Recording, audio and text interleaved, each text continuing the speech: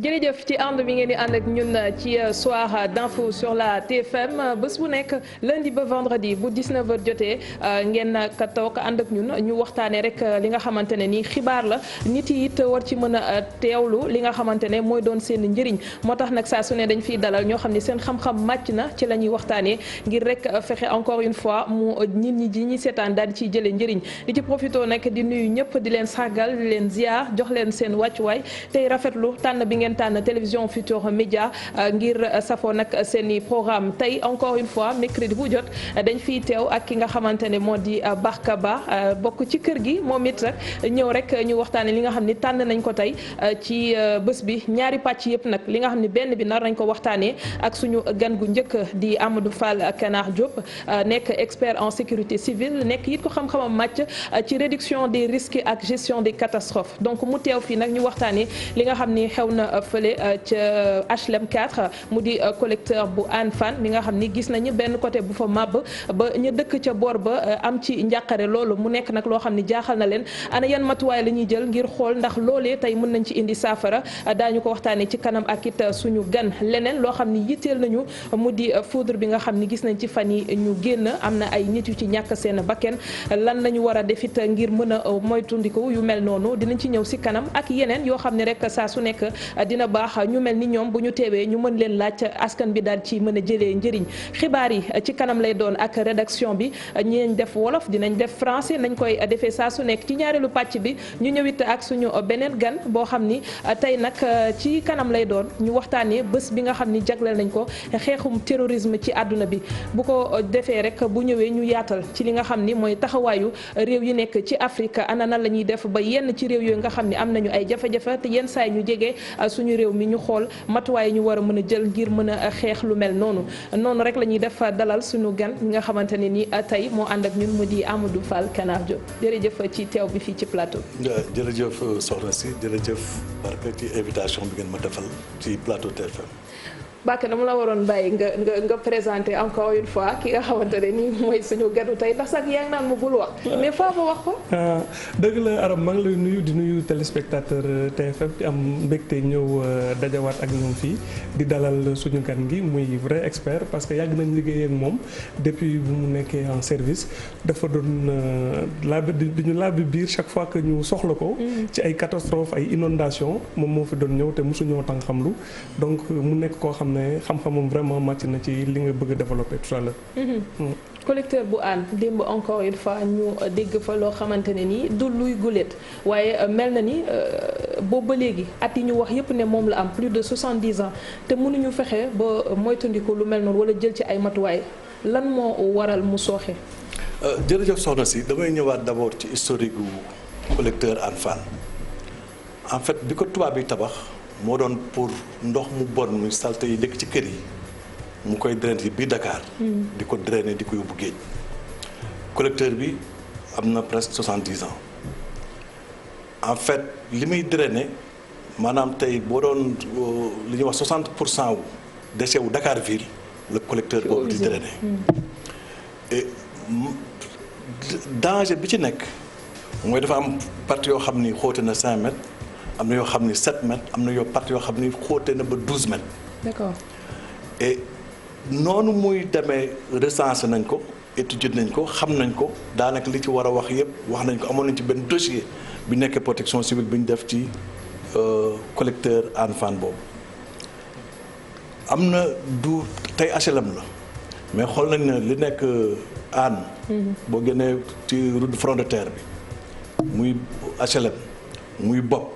di ñaari tali benn tali waagu ñaay ba UCAD biir université am na ci zone yoo xam ni xool nañ fa ay affaissement maanaam collecteur bi wàcc na wàccaay boo xam ni mën naa indi catastrophe boo xam ne mësta am fii ci Dakar. mën na ko indi lu tax loolu mën na koo indi c'est bon à savoir parce que ñeent fukki kër ak ay construction mi ngi ci kaw collecteur bi te fu mu màbbe ñu nekk ci kër yooyu yëpp mën nañu wax laabi si na lañ jëm pourquoi parce que danger bi ci am nii rek nekk sa actuellement nii nit ñaa ngi noyyi gaz bu ñuy wax hydrogène sulfuré ñu ngi koy noyyi peut-être par petite quantité du ñu def attention mais ay problème mu santé publique la à la la longue sur le long terme duñ ci def nag ñi ci dëkk duñ ci def attention biñ koy visiter dem nañ ci kër boo xam ne gis regard bi mi ngi ci biir salon bi waa borom kër gi nee na ñu am permanent xamul woon moom lan la.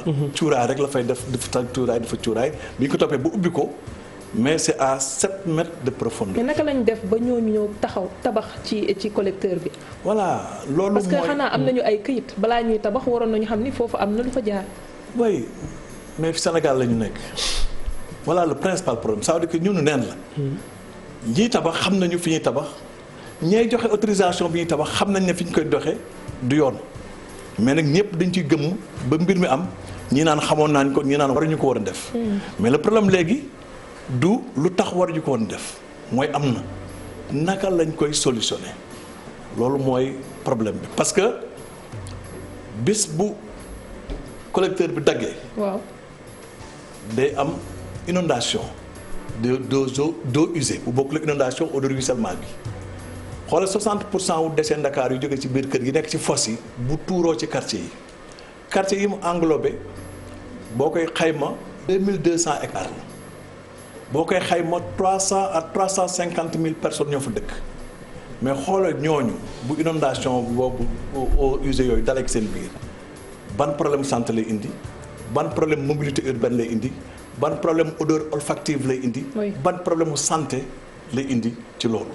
loolu nag bu ñu ko xoolee dañu war a taxaw lijjanti ko rapidement ba loolu saafaraw mu féete boor mais waruñoo xaar ba catastrophe bi am ñuy soog a xool nan lañ koy solutionner. plan de riposte Barke chaque fois bu ñu gisee lu mel ni dañuy laajte ana sunu kilifa yi. parce que yenn saa yi lu mel ni mënul am ñoom ñu def ay rapport expliqué te duñu gis ñu réagir.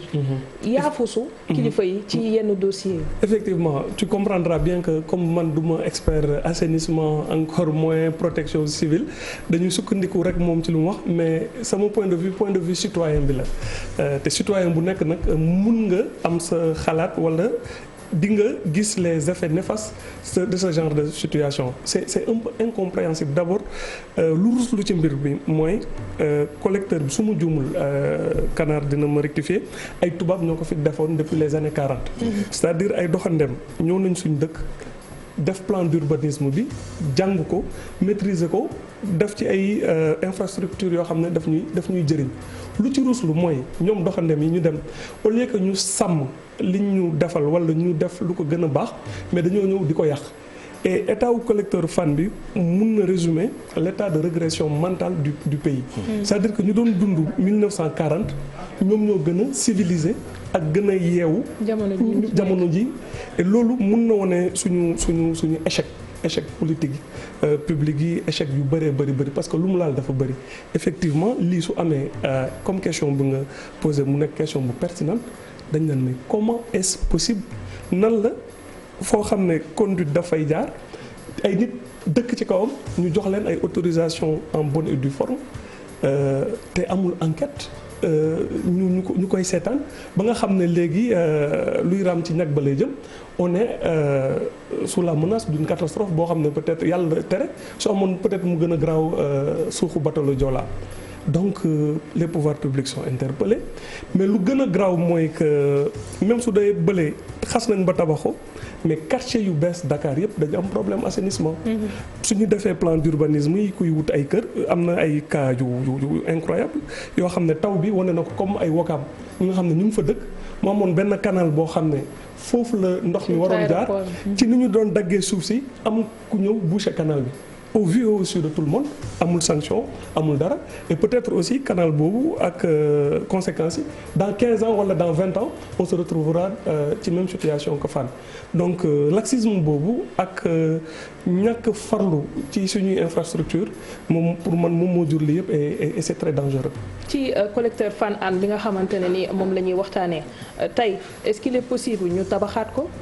de façon partielle wala de manière totale ndax mën na nekk bu fekkee ni nañ xam ne ñi nekk ci emprise moom dañ leen yëkkati mais ndax mën nañ ko tabaxal.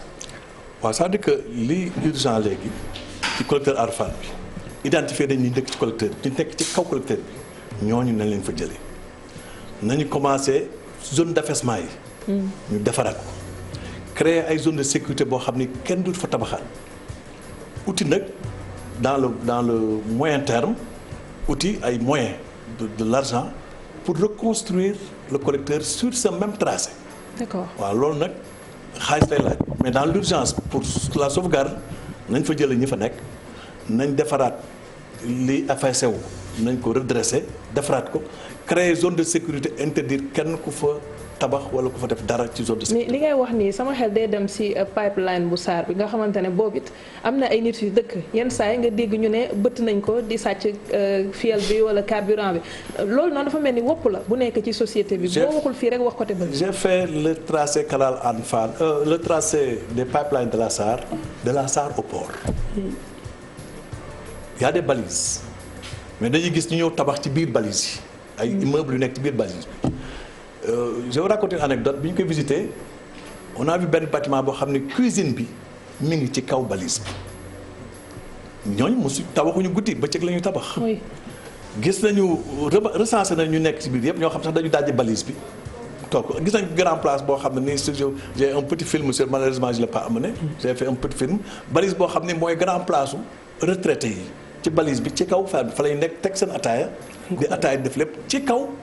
défaut de sensibilisation mais ndaxul nit yi di doxalee noonu. parce que ku romb rek gis ko mën naa mu bañ a xam lan la. am na laxisme am na défaut de sensibilisation mais suñu feebar l'homo sénégalensis loolu ñun la ci suñu ci ñun ci bopp.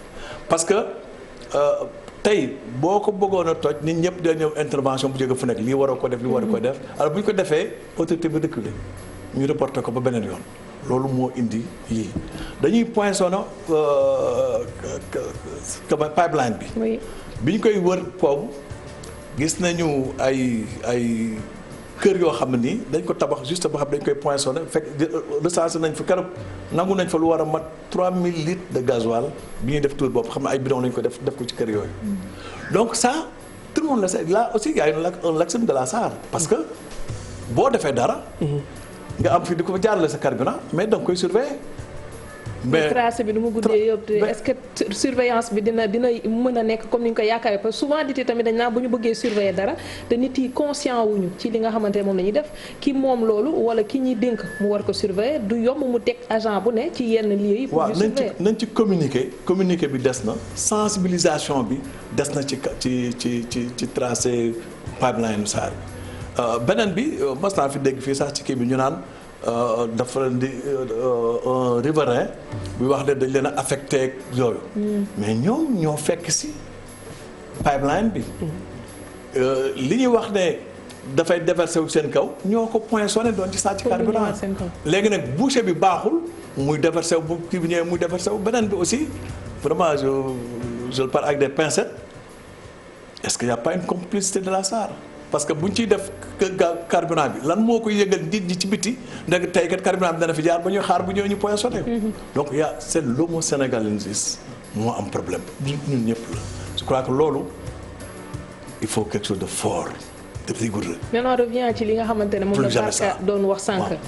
mënuñu am plan d'assainissement am na yu bëri yoo xamante ne normalement suñu defaree cartographie ba xam lu nekk naka la war a tëree war nañ mën a xam fii nii périmètre bi nit yi waruñu fi dëkk lii war na mel nii lii war na mel nii loolu tamit day ñëwaat ci autorité bi nga xam ne moo yilif ñooñu ñëpp ci seetaan bi moo def loolu lan moo ñuy jëriñal kon suñu plan d'assainissement yi nga xam ne am nañ ko te doxalee wuñ ko. et on a des meilleurs. yàlla plan d'urbanisme de détail.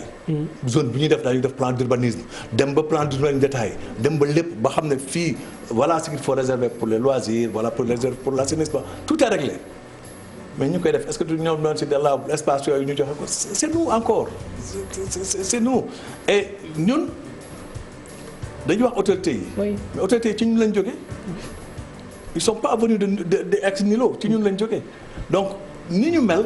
la ñi ñuy yilif mel parce que ci ñun la ñu jógee mais je crois que les temps de dire stop sinon on attend du gaz et du pétrole yàlla nañ ci gaaw a àgg si on y va avec cette mentalité on va vivre des catastrophes régulières et population bi ña ci ëpp duñ fekkee njëriñul gaz beeg pétrole bi si on ne s'arrête pas tout de suite et rectifier notre démarche Barka wopp gi man suñuy wax ne fii mënuñu koo faj lii am na lii parce que nit yi ni ñu doxalee. Finalement damay naan ban sénégalais la ñu war a doon. pour li nga xamante ne mooy la chose publique. parce que tàggat nekk ci école def lépp taxul yenn saa nit ki jëfee li nga xamante ne moom la ñuy xaar ci moom ci biir société. kañ la ñuy wér. bu mën a doxalin boo xamante ne mooy di bu nit. su ma mënoon am réponse boobu de man sax sama bopp dina ma intéressé trop pour ma yar ci samay doom pour am yaakaar parce que am na benn kilifa diine bu mag bu dëkk Touba dégg naa nit ñi mës nañ jaaxle ñëw xool tubaab bi nit ñu rawee. ñu ne ko sëriñ bi ñun ñii nan la ñuy am chance ñu dab leen ci àdduna mu noppi ba si yàgg mu ne du ci xej. damay ragal ne ñun est-ce que egguñu ci je veux pas être pessimiste mais ñun aussi li ñu war a liggéey pour mun a sauver ce qu'il y a à sauver dafa vaste ba nga xam ne que doy na waar yaa ngi wax affaire collecteur bi mais problème assainissement partout le Sénégal. dafa am ba nga xam ne même ci biir kër yi am na xale yi parfois wala ci biir ak ay mag sax dañuy jékki-jékki daal di am ay góom wala ay boutons yuy génn seen yaram mais fekk déjà tuyaux yi ñoo baaxul. c'est des maladies yoo xam ne doo ko gis bu baax te xëñ na bëri na ay maladies yoo xam ne ñu ngi dund ak moom problème mu assainissement moo ko indi parce que c'est des maladies qui te tuent à petit feu. doo tëb rek nga gis ko ñenn ñi dañ naan man fi ma dëkk damay wokkatu tout le temps ñenn ñi gis seen doom yi di am ay problème dermato fekk loolu yëpp ci affaire assainissement problème la bu mag a mag ci réew mi et musuma gis ne réglé nañ problème bi réellement 2016 ñu ngi doon annoncé ci affaire collecteur an bi que le ministre de l'hydraulique que dina ci dugal 6 milliards pour ñu réhabiliter travaux yi xool ñu war a déplacer et tout mais loolu xaw ma fan la mujj. J'attends de voir ndax 6 milliards yooyu est-ce que def nañ ko ci est-ce que la dañ cee dugal dara am na lu ci des amatuma ci mën benn réponse ndax jarul tey ñu enquête saytu waaye it mën a fexe teg ay daan bu ko jaree pour lu mel ni it ñu mën a donner l'exemple ba fexe ñeneen ñi jël ci leçon. mënul ñàkk il faut ñu def enquête ci tooj ñu daan leen.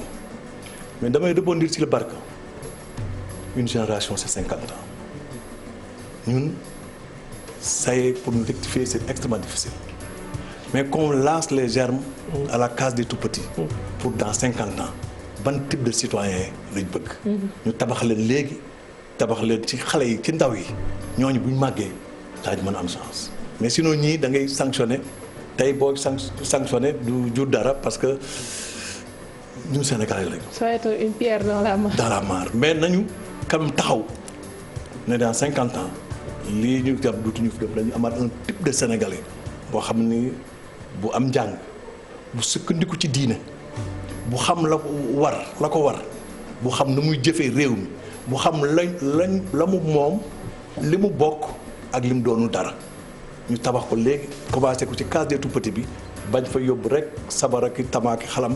mais di leen tàggat dans le vrai sens du terme ñu màggaale loolu et ñu demaat morale instruction civique ñu koy jàngale ci à tout niveau suñu mag ñi fi nekkoon te baax te bind fi ñu leen di jàngale xale yi ñu xam leen ñooñu ñu am ay royuwaay dem ci kanam peut-être lors d'ici 50 ans génération daw xaar bu yàgg mais suñu ñëwee ci protection civile ana ñu ñoom parce que liggéey bu mel nii dañ leen ciy xaar surtout ñuy alerter mais bii ñu gis démb ba mu affaissé on se demande ndax ñoom gisoon nañ ko ba alerter waa kër googu noonu ñu xam ni fii kat urgent na ñu jóge fi. en tout cas ñun bi ñuy jógee protection civile bàyyi nañ fa dossier canal Hann Fann ak photo yi ak zone à risque yi ak yëpp bàyyi nañ ko fa bàyyi nañ fa un dossier assez solide sur le canal Hann Fann sur les pipelines de la SAR sur les machines pipelines de gaz de machine de Rufisque yooyu bàyyi nañ fa dossier def fa ay photo solide ko def lépp léegi nag dafa nekk. wala bi ngeen tegee dossier da ngeen ne vous avez une marge de. un an de wala. non c'était pas urgent vraiment moo tax ñu teg ko on était dans l'urgence c'est pourquoi ñu def ko def fi benn tour parce que canal Hann Fann protection civile ko génne. après le coronage bi ñun ñoo ko génne. ñoo génne canal Hann Fann ñoo génne pipeline SAR fu ci nekk dañ fa def tour def ci benn dossier dem ci conseil des ministres conseil interministériel sur ça donc le dossier était bien ficelé et tout ba recensé ñu nekk ci canal bi yëpp. ba recensé ku ci nekk ñaata la war a dédommager pour nga quitter mais l'administration est une continuité. ñaata ngeen recensé woon ci koppar ñaata ngeen xayma woon ñi ci waroon dem. je peux pas être très explicite actuellement mais on l'avait quand même mënuma ci dikkaat parce que jàpp ma ko. lu may ñëw chiffre bi et je veux pas faire d'erreur mais ku ci nekk daal ñi ñu recensé woon yëpp les 40 familles là ku ci nekk waxoon nañ li ñu ko war a recensé d'accord nañ ci amoon nañ commission ba arrêté ko. doxalin bu mel nii suñ ko gisee du ñàkk ñu xalaat tamit marché yi parce que fu mel ni Sandaga gis nañ ni foofu it protection civile defoon na liggéey bu am solo jébbal rapport kilifa yi mais boobu ba léegi ci ay négociation waxtaan la ñu nekk. nit yi dafa mel ni ñoo percevoirul danger bi nga xamante ne moo nekk ca bâtiment boobu ñu doon wax marché Sandaga wala bokk kilifa yi ñoo amul poigne nécessaire bi pour mën a jël dogal bi xam ni kat lii nii il y va de la vie de ceux qui occupent le site. je pense que réponse bi mu ngi ci deuxième partie élément bi nga wax mooy impuissance autorité yi pour régler yenn problème bi et loolu day doy waar parce que une des définitions de l'État mooy dañ naan État puissance publique la. puissance publique mooy koo xam ne même yow nga nekkoon ci yoon État su soxlaa ay emprise wala am lu mu soxla mu ëpp doole citoyen dafay ñëw mu jaaral yoon dina waxtaan ak yow nag dina la dédommager dina xool nu mu lay yëkkatee waaye dafay day doxal yoon. su fekkee mbooloo moo ëpp benn nit ay intérêt mais fii le problème mooy ay problème de faiblesse la problème de lobbying ci yenn du ci assainissement bi rek mais ci domaine boo jël su état demee ba naan day désencombré wala lii dañ ko soxla pour utilité publique dina am toujours ñu daw làqu ci ay sëriñ wala ñu daal di ñëw takk ay morceaux yu xonk daal di def du chantage. état bi recul yooyu ñuy doon gis di ko gis moom moo dem ba nga xam ne les citoyens ont même du mal à prendre l'état au sérieux même état bi su annoncé dara daal di def campagne de sensibilisation gars yi dañ naan du mujj fenn wala état bi daal di ñëw déguerpir ay nit ba ñëpp tàccu une semaine ou 2 semaines après ñooñu déguerpiroon daal di ñëw toogaat foofu te dara du leen ci fekk donc loolu je pense que ñëpp actuellement ils sont conscients que jëmalewuñu kanam et que danger bi ñu koy occuper illégalement wala ci ñooñu lay njëkkee. rafetul ci réew mi rafetul baaxul ci santé population yi baaxul ci image yu dëkk bi et je pense que problème assainissement c'est un problème sérieux parce que dama foog ne lu tax les différents pouvoirs publics jëluñu ko très au sérieux xam nga loo xam ne ay canaux la généralement luy jaar ci suuf la. kenn du ko gis. te état moom lu muy fësal la bëgg. loo xam ne dafa ne fang parce que nit ñi aussi ñu jiite ñi ay mandat la ñu yor dañuy bëgg ñu réélire leen généralement au lieu que ñu def loo xam ne dafa discret parce que wala dañ koy suul def ay canalisation ñoom dañuy bëgg def luy fës loo xam ne nit ñi dañuy tàccu naan leen jaaraama or pourtant même canalisation yeeg gas tuyau yeeg nit ñi mën nañ leen ci jaajëfal bu baax a baax donte doon ci teg seen bët.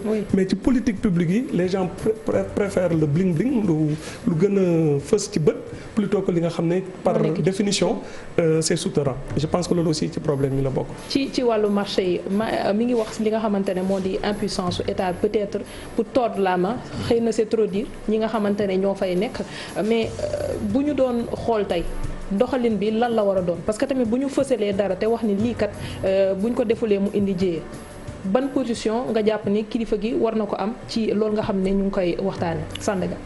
c'est-à-dire xam nga Sandaga c'est dommage c'est un film daal ko abal boo xam ne dañ ko wër ni ñoo ko def protection civile def Sandaga projeté ko conseil interministériel keroog le premier ministre Hadjibou Soumaré dane tey dañuy teg Sandaga tout de suite il faut pas parce que ça pas continuer mais ñu ne ko on va vers des élections dans 2 mois mën ñu ko teg ñu arrêté ko pour dire que maintenant nit ñi dañuy foyee catastrophe lan mooy catastrophe mooy jiye boo xam ne yaatu na mën naa lor ay nit problème économique mën na leen ko yor te moyens yi réew mi am pour circonscrire ko ci détails yu néew moyens yooyu amu fi. loolu la ñuy wax catastrophe mais loolu lañ ko war a jënde est-ce que marché doonte Sandaga la mu war a indi benn jéye bi war nañ seetaan ba jéye bii ñëw ñu soog a wax naan comment nañ def visite nañ xool nañ def détail non lii wóorul mën naa indi catastrophe ay jàmbur mën nañ cee lor man on ferme nañ ko fermer defaraat ko ñi ki des ñu wut fu ñu leen dugal en attendant loolu c'est une mesure boo xam ni warul xaar sax tey ak suba gannaaw suba. loolu lu war a. nekk dans l'immédiat la waruñu ko sax di caaxaane wala di ko yóbbu suba et beneen bi pour tous les marchés du Sénégal bu ñu ko assainir mais Sénégal rek nga gis marché bu ñu tëj. lu tax parce que duñ leen ubbi am heure ouverture ak heure fermeture chaque 2 mois 3 mois ñu assainir ñu dafa di assainir parce que.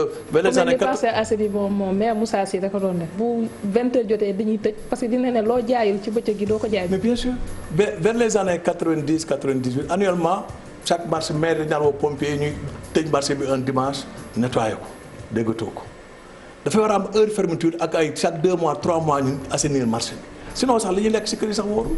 li ñu koy defaraatee moo ciy toppaat mooy gën a luur am na beneen boo xamante ne ba tey ci wàllu actualité ci début bi maa ngi koy wax muy foudre bi nga xam ne gis nañ ni lor na ay nit Soumbédioune gis nañ ñaari pêcheurs yu ñàkk seen bakkeen ci Tivaouane Peulh ak it agent bu NMA Sandes bi nga xamante ne tamit génn na ci àdduna ci biir Dakar bu ñu gisee lu mel noonu am fi dañuy laajte ndax paratonnerre am na fi parce que peut-être ci biir dëkk bi lañ ko daan gën a gis à l'intérieur du pays mais Dakar ndax am na. am na Dakar mais fi ñu koy def Dakar mooy lieu de établissement de santé public yu am solo yi danaa leeral lu bari lu nit ñi xamul paratonnerre 180 à 200 mètres de rayon la il faut que nit ñi xam loolu donc mënuñu ko def fépp. 180 à 200 mètres de rayon lay couvrir. d'accord waaw loolu c'est extrêmement important. non dinaa si ñëwaat parce que instant bi di des na dinaa si ñëwaat waaye it comme temps bi ñu xoj ñu jublu d'abord ci xibaar yi balaa dara mais ñu seetaan pub daal di ñëwaat.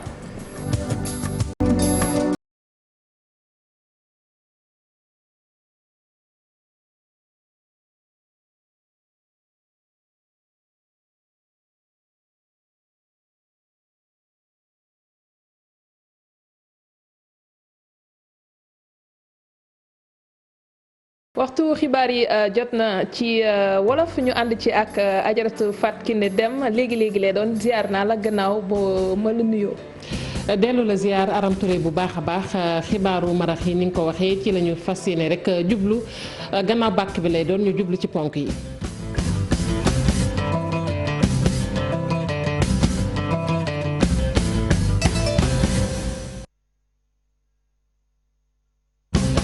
dalee nag jàmm ci xibaaru marax yi ponk yi ca gën a fës lu toll kon ci ñaari téeméeri kër ak yu ñu tabax nag nekk diggante HLM Grand Dakar Fann faculté de médecine bu UCAD ñi ngi leen tabax nag ci ab tuyau boo xamante ne dajale ndox mu bon nag jàllale ko moo ko tax a jug loole nag ñu jàpp ni boo moyul kon dana jur nag giraawaali naam sax tàmbali na ko ndax nee nañ lenn ci tuyau boobee nag dafa daal di toj moo waral ñu bari ci askan wi nekk ci jafe-jafe Greenpeace nag di ab mbootaay moom am na yaakaar nag ne licence yi nga xamante ne jébbal nañu ko kër yi nag di yëngu ci liggéey nag farine jën licence yooyu daanu ko nangu ndax kër yooyu kat booy xool ay musiba képp la ñuy daal di jural askan wi bateau Greenpeace nag jamono ji ñuy wax ak yéen mi ngi amal escale fii ci suñum réew muy gën nag di wéyal xeex bi nga xamante ni mi ngi koy xeex mu jëm nag ci napp boo xamante ne ni teguwul ci yoon beneen ponk ci biir xibaar yi Sénégal nag moom bokk na ci réew yi nga xamante ne ràññee nañu leen bu baax a baax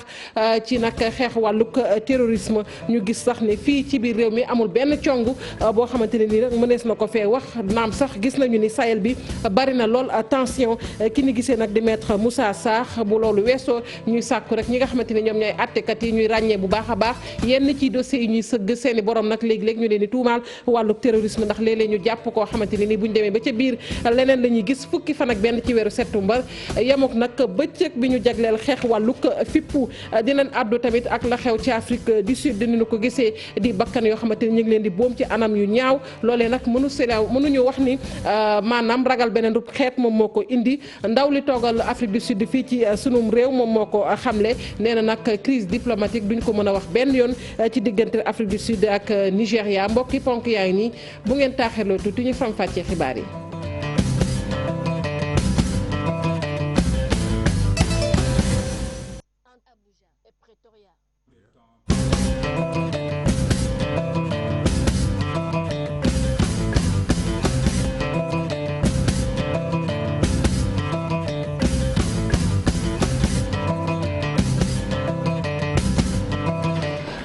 dalee nag jàmm ci xibaaru marax yi ñu doore ko rek ak ni ñu ko junjee woon ci ndoxteel yi muy 200 ci kër yoo xamante ne nii nag ak ay tabax diggante HLM Grand Dakar Fann jàpp nag fële faculté de médecine bu UCAD ñu ne nag kon kër yooyu ak i tabax ñu ngi leen def rek ci kaw nag ab rigole boo xamante ni dafay dajale ndox mu bon mi di ko jàllale loole nag ñu ne boo moyul nag dana gën a jur musiba ndax bu ñu xoolee sax lenn ca tiwa la dafa daal di rek kon toj ba muy indil ñenn ci askan wi ay jafe-jafe yu tar yoo xamante ne nii ñu ngi koy dund ku ma amatloo ci leeral. ñi lee dëkk ci tiitaange ak njàkkare gannaaw bi benn partie ci collecteur de Hann bi daal di daanu askan wi nelawatuñu ba yandoor diggante HLM jàpp bopp jaareef ba fac médecine bu université Cheikh Anta Diop 200 junni ci ay doomu aadama seen bakken mu ngi ci xottu gerte nag gaz bii di hydrogène sulfuré di ab gaz bu mën a rey gannaaw boo ko nooyee lu tolloog benn simili. parce que le maire depuis démb booy si suba bi amee mbir mi amee ci la commencé jóg. te woo ñi nga xamante ne ñoom ñooy service yoo xam ne ñoom ñoo war a régler problème bi mu leen di woo na DG ONAS woo na commissaire woo na préfet woo na sous-préfet woo na tout le monde ñi nga xamante ne war nañu mën a saafaral lii woo na leen pour ñu jàpp ci. liggéey yiñ ci war a amal dina tax ñu yëkkati juróom fukk ak benn famille mairie bi ne pare nañu ngir gunge autorité yi nag ñi le mën a mucc. mairie bi dafay pare pour accompagner population HLM pour que état bi pour que lépp luy saafaral du jur jàmm. mu def ko képp ku ci impacté tamit dem na waxtaan na ak yow xamal leen ne lii du coobare la ñu bëgg rek yàq pour yàq wala dañu bëgg dindi pour dindi mais bu ñuy defar dañuy defar kuy defar da ngay yàq dañu mel ni kuy yàq. bile famille ci 1972 la ñu sant fii ci HLM bu ñu sukkandikoo ci ñoom dina jafe loolu ngir ñu jóge fii waaye doon na lu mën a nekk bu ñu leen tegee ci ay conditions yu baax. fi dafa yàgg ça fait plus de 6 ans ba ñu avertir booba léegi defuñu dara ñun tamit pour ñun defoon nañu sax jeex na sax dañuy defar nañ ko ci suuf xam ñu loolu la ñu yaakaaroon. foo xam ne ñu ngi fi dëkk en 73 je crois 72 ba léegi. nga xëy ñu ne la jóge fi xam nga dana metti mais nag suñu bakkan moo ñu gënal nañu mettre dans de bonnes conditions rek waaw nañu mettre dans de bonnes conditions. collecteur bi le Maguette ba laat juróom-ñaar fukki at ci ren naka ëppi loxo ba tax ñi yeewoo ci HLM ak li ko wër di dund. ñu koy jaajëfal bu baax a baax Kumba Amat Lo ñu wax nag ci wàllug alam gi ni ñuy fexe nag ba gën koo mën a aar rawatina ak lépp loo xamante ne xeetoo nag wàllug jën ak napp gi mbootaay gi nag ñu duppee Greenpeace moom mi ngi amal fii nag ab rek escale bato ba sax laay wax boo xamante ne ma nga bànkaasoo ci boobu yëpp mbootaay gi nag am yaakaar ni këru yi nga xamante ne ñoom ñooy liggéey ci faruñ jën nag seen licence yi ñu leen jébbaloon daanu ko nangu ndax bu ñu xoolee liggéey boobu nga xamante ne ñu ngi koy liggéey nag gàllankoor kese la ci askan wi dañu ci ànd ak Mouhamadou Lamine Ndiaye. xeex napp bu jaadul ci la Greenpeace di yëngu organisation bi le bëgg sensibiliser état yi ngir ñu teg ab loi buy sàmm géej gi. bi dafa am ñaari campagne yu ñuy mëne benn campagne bi dañu ne haute mer maanaam li féetee li nga xam ne ñun Sénégal li ñu moom ci géej gi mooy li mat ci 200 000 yi ñuy wax bu ko weesoo loolu kenn moomu ko maanaam ku am doole rek mën nga dem foofu nga napp fa defalu la neex. léegi nag ONG yi ak ñu bëri ci àdduna bi dañu taxaw ñu ne nañu fexe ba am réglementation boo xam ne dina mën a tax foofu ku fay liggéey nga fay def dara ñu mun ko encadrer encadrement boobu dina tax tey dëkk yi amul doole nga xam ne mënuñu exploiter li ñuy wax haute mer dëkk yooyu tey dinañ am protection. soppi jën yi def ko farine bokk ci li naxasal géej gi ministère bi yor lépp lu wàllum napp nii dina woote waxtaan ngir amal ay saafara ci loolu. gis na ni loolu amul benn encadrement juridique spécial bu ko encadré te dafa war a am parce que quand même c'est une activité spéciale donc mu woote benn concertation ñu sore nañ ci trop xam naa ci fan yu néew di ngeen ko dégg parce que dinañu invité ñëpp dinañu invité acteurs professionnels yëpp parce que ñun pêche noonu la ñuy doxee du ñu jël benn mesure toog suñu bureau rek ministre bi toog rek jël ko. ci li jub ci waxtaan woowee. Greenpeace yaakaar ni dina egg ci téye licence usine yi yëngu ci loolu. ñi nga xam ne ñooy defal moka bi jël jën bi di ko soppi di ko def pëndax di ko dundalee ay mala gouvernement Sénégal nee na dina woote waxtaan ci loolu lu ñuy saluer la lu ñuy rafetlu la di am yaakaar ni waxtaan boobu dina déboucher ci ñu arrêté jël jën bi nga xam ni nit ñi ñoo ko war a dundee di ko soppi di ko def farine di ko dundalee ay mala. ak équipage yu fukk ak juróom-ñaari nit ci biir Arctic Sunrise bu Greenpeace bato bile. nara eggali yoonam jubali Afrique du Sud. ca hôpital Amadou Sakhir Ndiéguène bu Thiès foofu nag am na ci ay agent di liggéeykat ak ñoo xamante ne sax dañoo jiite ay service foofu yoo xamante ne nag jamono ji ña nga ca garde à vue ci premier arrondissement bu Thiès commissariat ba nee nañ nag dañoo jël loo xamante ne ay jumtukaay la ci hôpital boobu nag di ko jaayaat mu nekk loo xamante ne nag kon ñu bari rafetlu wuñu ko nee nañ nag yooyu nga xamante ne ay jumtukaay la te nu jagleel ko nag hôpital boobu ñoom dañu koo jël rek di ko jaayaat yeneen ni kër docteur Cheikh Anta Diop Sey Latir ci leeral. mbuxum ak sàcc ay produits yi ñuy jëfandikoo ngir way feebar yi moom la ñu nemmeeku ci hôpital Amadou Sakhir Ndiéguène bu Thiès di ab brancardier nekkoon ci service médecine interne la ñu teg loxo ginnaaw bi mu doon rawale mbir mi doon génn ci bunt bi ci la ko gardien teg loxo mu yoroon nag ubbi li ñuy wax ubbi oxygène yi nga xamante ne moom la ñuy jëfandikoo ci bloc opératoire yi wala ci service réanimation bi ñu ko yóbbu ci police premier arrondissement bu Thiès ci la joxe ay tur yoo xamante ne nee nañ ñooñi ñoom ñoo ko sant ngir mu di ko def di ko rawale ngir mën koo jaay mu joxoon ci baaraam ab tuumale kii di chef service su maintenance ak chef bu département froid nekk ci hôpital Amadou Sakhir Ndiéguène bu Thiès nee na ñooñu ñoom ñooy bopp bi waaye directeur hôpital Amadou Sakhir Ndiéguène di Babacar Mané bi mu yëgee mbir mi nag porte na plainte ba jamono yi nag ñi nga xamante ne la ñu njort ne mbir mi de ñoom ñoo ko def ñi ngi jamono yi ci garde à vue ci commissariat premier arrondissement bu Thiès yenn ci ay xibaar yoo xamante ne jot nañu ko ci ñuy liggéey ci hôpital Amadou Sakhir Ndiéguène bu Thiès nee nañ am na sax ay syndicalistes yoo xamante ni ñu ngi ciy dox ngir nag ñu teggi leen loxo waaye nag ñu jàpp ne garab yooyu yi nga xamante ni moom lañ doon génn ci l'hôpital bi di ko jaaye ji ñu ci bëri nee nañ ci yenn ci bërëbu fajukaay yi nekk ci biir Thiès de lañ ko doon jaayee. Cheikh Anta Diop cant ak ngërëm ñeel na la taskatu xabaar bi nag di Adama Gaye la mu doon def nag muy xiifal googu ca fanu ko nëbb nag nee nañ dakkal na ko avocat bi di maître Seydou Diagne moom moo ko wax ndax xiifal gi mi ngi ko tàmbali woon juróom-ñeenti fan ci weeru septembre waaye fi mu ne nii nag daal dina koy rek kon dakkal ab communiqué tamit tukkee ci administration pénitentiaire la mu xam ne nag mooy la ñuy laam-laamee boobu ba tey amul ndax taskatu xabaar bi nag mi ngi lekk daal na mu waree foofee ñu ko denc nëbb ko rek jant bi Aminata Mbaxe Sow moo ci dikk ak ñun. Maître Khoureyssi Ba di génn ci avocat yi koy layal moo xamle woon ne Adama Gaye dafa tàmbali grève de la faim loolee altine 9 septembre la woon tey jile àllarba 11 septembre beneen avocat di maître Seydou Diagne ne moom mee di Adama Gaye dakkal na grève de faim bi nga xam ni moom la doon amal moonte ay waxtu rek ci tegu waa administration pénitentiaire daal di benn génn communiqué ci communiqué boobu nag ñu mën a lire ne Adama Gaye lu ko jëlee mardi 10 septembre ba tey deful benn grève de la faim mu ngi lekk di naan te nee nañu dara jotu ko ci fàttali nag journaliste bi ñu ngi ko teg loxo le 31 juillet foofee ci Rebeuss boobu ak léegi nag dossier am di am yu bees yi ciy génn ay avocat di ñaawlu tournure bi nga xam ni événement bi daal dina koy jël ak tamit ñàkk jox liberté provisoire bi nga xam ni boobu ak léegi ñu ngi koy ñaanal seeni client bi ci fàttali Adama Gaye dañ ko teg loxo ginnaaw benn post bu mu def ci Facebook di ñaawlu yorin bi nga xam ni njiitu réew mi yore na ko Sénégal ak tamit lu jëm ci wàllu gaz ak pétrole niñ ko bëgg a gérer fii ci dëkk bi. Aminata Mbaxe Sow ñu àddu rek ci bëccëg bi nga xamante ni moom la ñu jagleel xeex wàllug fippu ci àdduna wërngal këpp Sénégal nag ñu jàpp ni bokk na ci réew yi def jéego ci xeex wàllug terrorisme ndax ba fii ñuy wax ak yéen amul benn cong bu ñu fi wax naam sax gis nañu ni Sahel bi moom léeg-léeg nga dégg nag fitna daal di judd ki nga xamante ne nag ab avocat la di maître Moussa Sarr moom moo ca yëkkati ay kàddu moom avocat boobu doon layal rek kii di Sayer Kabe ak imam Ndaw nee na nag léeg-léeg dañuy faral di jaawale ci dossier waaye tamit juge yi la ñuy sàkku ci ñoom rek mooy nañu fexe nag ba dossier yoo xamante ni dafa laaleeg wàllu terrorisme ñu gën koo jàngat su ko defee bu ñu demee bay àtte nag dootuñu juum ci mbir mi dañu ci ànd ak Maguette Gaye.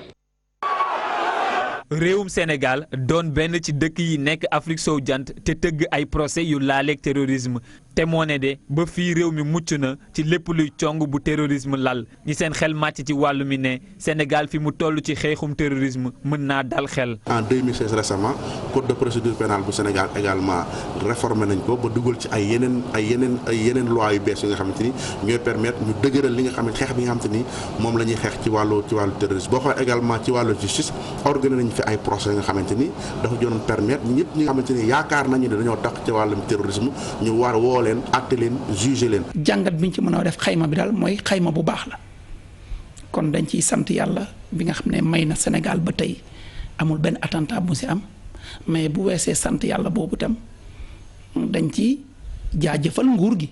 ay ndëngte ñàkkul ci yëf yi su Mamadou Mout Bandi jàmbaaraamu tuuma li yenn àttekat yi dese xam li yenn concept yi di ëmb maître Ousmane Sarr moom ci wàllam di ñaawlu li ñu parax-paraxee yenn dossiers yi te furaas mujjewul fenn. il faut que jusqu'au juge yi nga xam te ne ñoom ñooy organiser procès yi ñu jéem a maîtriser l'islam di maîtriser l'histoire de l'islam maîtriser histoire prophète Mohammed maîtriser pour histoire jihad pour mën a àtte bu ñu ko deful loolu rek dinañ jël jàmbur tëj ko wala ñu bàyyi ko nga xamante ne ci la bokk. am na ñu bëri ñoo xam ne dañ leen jàpp te jàpp naa ne bi leen di jàpp amuñ woon ay njortu yu dëgër te mbiru àq ak yelleef doomu aadama am na solo boo xam ne waroo jàpp kenn te amoo njortu bu wóor boo xam ne mën nga ci indi après firnde. gannaaw coow lu rëy lu jóge woon ci yenn dossiers yu laale woon ak terrorisme ab tekkaaral lañu seetlu jamono yii sunu sukkandikoo ci taskatu xibaar bi di Mout Bane xeex jëmale ci terrorisme mësula dakk dafa laaj ñu def ko rek ci tekk. cellule de lutte entre le terrorisme CLAT ak Cisco ñoo ñëpp ay organes la am te ni état bi dina na créer pour ñuy xeex wàllu terrorisme xeex bi nag du xeex bu ànd ak folklore du xeex bu ànd ak jéebaane xeex bu ñuy xeex ci suuf la ba am ay éléments yu dëgër ñu soog a saisir justice presse bi soog see mën a jot. terrorisme doon ñombe mu yëngal àdduna bi yëpp fi mu ne benn réew mucc si Sénégal naam mi ngi wéy di xeex bi la ñaawteef waaye ñi seen xel màcc ci wàllu wi dëppoo nañ ni danger bi jarta soofantal ndax mi ngi ci réew mi ba léegi. ñuy wax ci mbënn mi nga xamante ne nag lëmbe na ci réew mi rawatina ak ci yenn gox yi fii ci Ndakaaru moom kenn waxatu ko mbënn moomu nag waa plateforme bi ñu duppee aar li ñu bokk ñoom nag ña ngi koy naqarlu nee nañ dara waralu ko lu dul nag yorin boo xamante ne nii yorin bu bon la dëppoowul ak yoon loole nag ñu mel ni dañ ciy joxañ rek baaraam ñi nga xamante ne ñoom ñooy kilifa yi ngànk nguur mi waaye tamit gis nañu ñu bari ci askanu Sénégal jafe-jafe yu metti yi ñuy dund nag dara tamit waralu ko lu dul rek sunu nag ressource nañu ko yore ñoom waa aar li ñu bokk ñuy doon janook taskatu xibaar yi dañu ci ànd ak Fatimata Touré Lamine Mandian.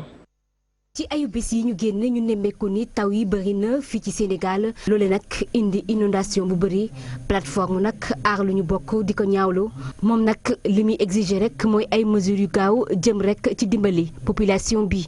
taw yu bëri yi nga xam ne ràññee nañ ko fan yi passé taw yoo xam ne jur na ay musiba ci askan wi. di profité ci occasion bi di wax askan wi ne seen métit mooy suñu métit seen naxar mooy suñu naxar ñu ngi naxarlu bu baax a baax li nga xam ne moom mooy nekkin bu métti bi nga xam ne maanaam taw yi jur na ko ci quartier yu bëri ci gox yu bëri ci Sénégal. moom plateforme bi la sax dafa jàpp ni état du Sénégal am na ci part de responsabilité. aar li nu bokk dafa jàpp ne. bu ñu saytu woon alalu Sénégal rawatina phosphatam wurusam zirconwam alalu biir géejam ak ñoom seen buñ ko saytu woon saytu win bu mucc ayib kon tey jii nii kenn du wax jafe-jafe waa Grand Yoff kenn du wax jafe-jafe waa Rufisque. loolu nag moo waral plateforme aar lu ñu bokk jàpp ni xeex bi dafa war a doon pour ñëpp moo tax rek muy woo population bi ngir rek ñu ñëw daal di jàpp ci seen xeex. foo jël. ñun waa aar li ñu bokk ñu ngi tàllal loxo bépp doomu Sénégal ci sa métit ci sa jafe-jafe ndaxte dafa jot jafe-jafe yooyu yëpp ndey bi benn la mooy suñu wurus mooy suñu phosphate mooy suñu jën mooy suñu zircon ak ñoom seen saytu wuñ ko saytu win bu mucc ayib.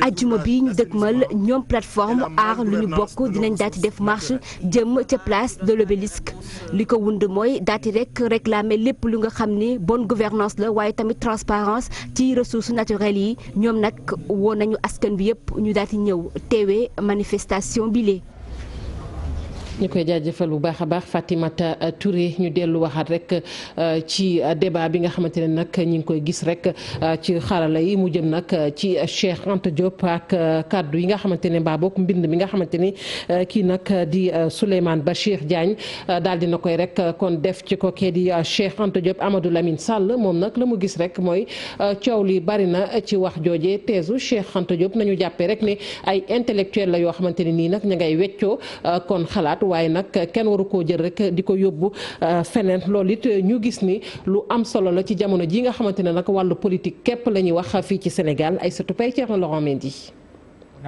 bu ay mbër ay kàngam ndajeloo muy Boubacar Boris Diop ak Souleymane Bachir Diagne ku ne di wax sa xalaat lii rek la mun a joxe coow li ñu ne kur waaye nag Amadou Lamine Sall naan lii sax dafa baax cim réew ndax ñu dellu siwaat ci xalaat réflexion boo xamante ne day nekk critique positive ak luy jëmee pensée kanam. li nga xam ne moom la ñu bindante mu yëkkati tuuti fitna ci réew mi waaye fitna bu neex la parce que réew mi dañoo tàmm politique rek moom moo fi am ñu yeewu gis ñaari doomu réew mi bind ay bind yu rafet andi ay xalaat yu kowe ñu jàng ci lu bare. Amadou Lamine Sall di recadré waat. li nga xam ne moom la ñu war a def mooy continuer liggéey boobu andi leneen lu bees andi leneen loo xam ne raw na li nga xam ne moom la Cheikh Anta Diop andi moom la Léopold Sédar Senghor andi moom ñu fexe ba ñi nga xam ne yàlla may na leen xam-xam tey ñuy sigil Sénégal di sigil Afrique ñu yokk xalaat bi. mu yokk si itam ne. Felwine Sarr muy def liggéey bu rafet mook Achille Bembe benn xaritam ñu ngi sigil xam-xam ñu ngi xeex waaye nag xeex bi des na ñu ngi bind lu rafet ci wax lu rafet waaye dañoo tabaxagul daal loo xam ne lu bees la. insufflé waat souffle bu bees li nga xamante ne moo di réflexion bi nekk lu gën ndaxte dañuy yokk xar mi karaw ba pare nag jéggi waaye itam dem fa mu gën a sore ni nga xamante ne moom la ñu si mel ne Léopold Sédar Senghor ak yeneen i kàngam doon xalaate. waxoon nañ ko ci ponk yi muy la xew ci Afrique du Sud ñu gis rek ay doomu aadama yuy boom seeni moroom loole nag ñu bëgg koo jël rek wékk ci ragalum xeet ambassadeur di ndaw li toogal Afrique du Sud fii ci suñum réew nag nee na bu ko kenn ngàll foofu nag du ragalum xeet nañ jàpp rek ne foofee ci Afrique du Sud ndaw ñi nag ñoo daal di kon fippu loolee moo indi yenn ni bu ñu xoolee sax ñooñu ñàkk seen bakkan lim boobu yëpp di fukk ak ñaar képp ñoo fekkul baax foofee ci Afrique du Sud waaye li ñuy faral di laam-laamee naan dana am déet crise diplomatique diggante Afrique du Sud ak Nigéria nee na nag loolee warta mën a nekk dañ ci ànd ak Maguette Soirée Diallo Jafara Ba. mu nekk bu njëkk bu ambassadeur bu Afrique du Sud bi nekk fii ci Sénégal daal di wax ci lu jëm ci wàllum ñaawteef yi am ci réewam jamono ji Lénine Magigi Wine Shop moom bëggul dégg ñu wax ci wàllum xénophobie waaye jàpp na ni lu ni mel ab frustration bu ndaw sud-africain yi rek la. Donc la force de notre économie est basée et fondée sur la. jaaduwul ñuy méngale fitna yam ci Afrique du Sud teg ko ci bodd compte aw xeet du noonu ndax ñun sunu koom-koom dañ cee yaatal ñëpp li xew mooy ay ndaw yu mer ndax rek nee nan gisul seen bopp ci li nga xamante ni kon moom mooy yokkute koom-koomu réew ma ñu di ko feesale. Donc de caractériser le problème actuel en Afrique du Sud comme un problème xénophobe. diplomate bi mi ngi ñaawlu yooyu les violences ci ay kàddoom mu xamle ni fukk ak ñaar ci ay doomu aadama jot nañ ci ñàkk seen bakkan ñaar ci ñooñu le duñu ay doomu réew mi. 12 people have been killed in South Africa. président Mohamed Buhari bu Nigéria lu yàggul dara dana dem ca Afrique du Sud amal fa tukki nemmeeku may fàttali ni diggante Afrique du Sud ak Nigéria daanaka lu ñaaw xaju ci ndax ñooy réew yi ëpp doole ci wàllu koom-koom ci Afrique ku ci nekk yaa ngi ciy bay sawar te muy Nigéria ak yeneen réew yi dugal nañ seen loxo ci xeex apartheid 1994 ba léegi kon ñi ngi liggéey suñ diggante ñaari réew yooyu ba rataxal suñ diggante. Heureusement nous avons pas décompté de Sénégalais parmi eux. ambassadeur bi moom bëggul wax ci décision bi Nigéria daal di jël rapatrier 600 ci ay ndawam yu nekk ci Afrique du Sud pour moom boobu la situation warul jur crise diggante Lagos ak Pretoria. Le président Buhari va rendre visite va se rendre en Afrique du Sud. nit ak ñaar ñoom ñoo ñàkk seen bakkan ci yooyee fitna ci Afrique du Sud te maa ngi leen di xamal ne ci fukki nit ak ñaar yooyu fukki ay doomi Afrique du Sud la ñaar kott kon ñoom ñoo ci jóge ci yeneen i réew kon it li may gën a rafetlu mooy ci ñi ñàkk seen bakkan amul benn doomu Sénégal. We have worked very closely with Nigeria. Nous avons vraiment travaillé de manière très étroite avec le Niger. ambassadeur bi dollu si itam ni Afrique yépp ñoom dañoo xeex ngir apartheid daal di dakk sa Afrique du Sud moom jàpp na ni ci réewum Nelson Mandela surnom bu arc-en-ciel biñ leen jox dañu koy dund bés bu nekk. rek la ñu koy jeexalee ak ñeenteelu nag bi yoon génération foot kon di daal di bokk rek ci Ligue des champions africaine loolee nag mu nekk jongante boo xamante ne war naa dox seen diggante ak équipe bu Égypte bi ci ASER ji la war a doon ki nga xamante ne nag moom mooy chargé communication bu génération foot am na nag yaakaar ne génération foot nag mën na caa am ndam waaye mi ngi sàkku rek ci waa fédération sénégalaise bu football nag lépp loo xamante ne dañ koy def rek ñu daal di koy teg ci yoon Talla Fall ñu teewlu ko ci micro Aïssatou Gueye Ba. lépp luñ ci mën ak liñ ci war a def ñu ngi koy def donc xale yi ñu ngi entraîné staff bi lépp lu mu war a def ñoom it ñu ngi ci taxaw ñu ngi entraîné di wut ay matchs amicaux di jouer ak équipe nationale A bu Saliou Dia donc yooyu yëpp ñu ngi ci vraiment donc c'est vrai que préparation bi doon gën moo doon nga am matchu championnat mais bu fekkee ne amuloo matchu championnat tu fais avec ce que tu as donc sous la main.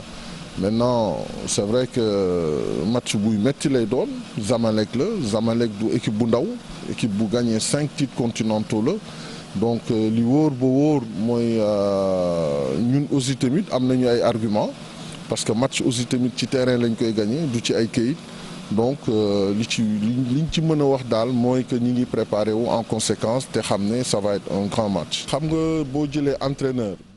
ma ngoog mu nekkoon Talla Fall yore rek communication bu génération foot mbokk yi fii la ñuy ndar keppe xibaaru maraxi jaajëfal leen bu baax a baax léegi dama koy daal di rek kon delloo Aram Touré mu wéy ci Soir d'info. jërëjëf Fatou Kiné Deme ñu dellu soir rek si suñu gan di Amadou Fall Canar Diop nekk expert en sécurité civile sànq ñu ngi wax ci paratonnerres yi ndax gis nañ foudre bi loraange yi mu def ci Ndakaaru ndax am nañ ko fii nii. waaw Dakar am na ay paratonnerres bari na sax mais bi ñuy def paratonnerres yi dañ doon xool établissement recevant public yi maanaam mosquée yi. église yi théâtre ak entreprise yu mag yi. nga xam ne dajale nit ñu bëri foofu la ñu privilégié pour def ko fa. mais li ñu doon wax léegi mbiru foudre bi tonnerre bi paratonnerre réglé wu ko. kon lan moo koy saafara. ndax paratonnerre rayon wu 180 maximum 200 mètres lay am. donc mënoo fa chaque 200 mètres nga def fa paratonnerre. li koy changé mooy sensibilisation bu ñu sensibiliser nit ñi ci par exemple ñi muy ëpp ñi muy dal ci àll bi la ak périphérie bi ñu sensibiliser rajo communautaire yi wax waa rajo communautaire yëpp à partir de juillet ñuy am information di waxtaan ak ñoo ñoo dugal ci yan matuwaay la ñuy jël. buy taw. ñi nekkoon ci géej gi ñooñu par exemple naka nañu mën a aaree seen bopp. c'est simple. bu ñu nekkee ci géej gi dinañ fay moteur bi fay sergal gi toog bañ a yëngutu paratonnerre bi dënn bi du leen laal. dënn bi kiy déplacé wu wala ngay daw kooku la dënn buy laal mais boo toogee benn bërëb maanaam bu fekkente ne comme ci géej gi la nga fay gaal gi ser ko ñëpp toog ci biir gaal gi kenn yëngutuwul paratonnerre bi du leen laal. bu fekkee ku yor téléphone. ndax téléphone bokk na ci yi ñu wax naan mën na koo indi. waaw loolu danaa si ñëw ci bu njëkk. téléphone portable yi boolewuñ ko ci woon maanaam fii Sénégal lañ seetlu en 2009 2010 ne am na ñetti nit yoo xam ne ñaar département de Sédhiou la woon kenn ki vers Linguère la woon. dans le Jolof yoo xam ne dañoo génn ak téléphone bi portable bi dënn bi laal leen te soo ko def ne portable bi day xëcc dënn bi mais loolu yëpp taxul ñu ne par exemple buy taw bul téléphoné ça veut dire dënn bi ñiy génn ci bitti di am ay mouvement ci bitti ñooñu nga dënn bi di laal mais nga toog ci biir këram tëj ko di téléphoné amul benn danger. très bien jërëjëf Amadou Fall Canard Diop expert en sécurité civile du ñàkk xam naa beneen yoon nit ñu gën a yaatal surtout ci disposition yi nga xamante ne nii war nañ ko mën a jël buy taw ci nit ku nekk nag ak foo mën a ne léegi ñu seetaan pip daal di dellusiwaat. d'accord jërëjëf.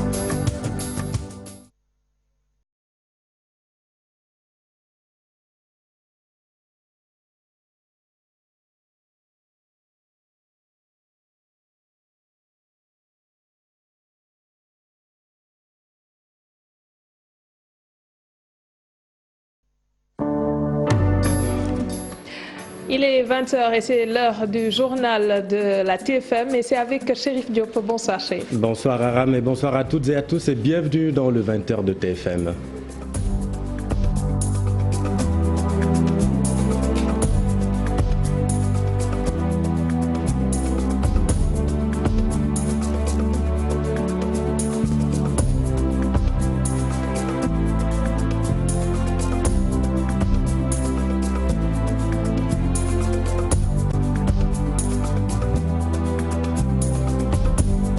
Dans l'actualité de ce mercredi, le collecteur Fann Hann, une poudrière urbaine. L'effondrement d'une partie du collecteur de Fann fait craindre le pire.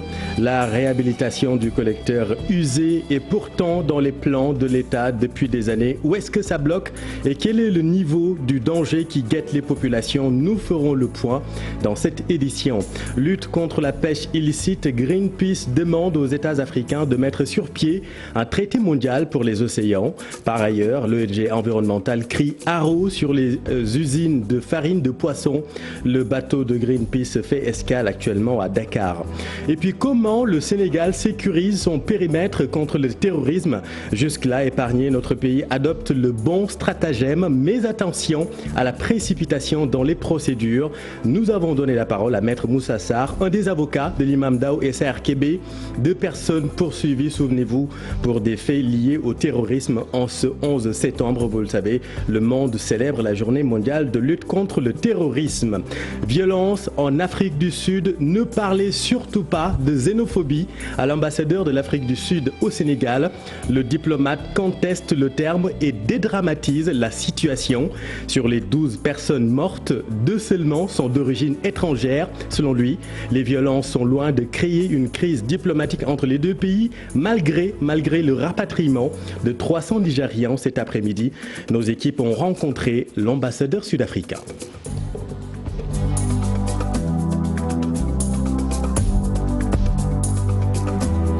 Le pire est à craindre. Beaucoup de bâtiments situés entre HLM Grand Dakar Fann sont sur le tracé du collecteur.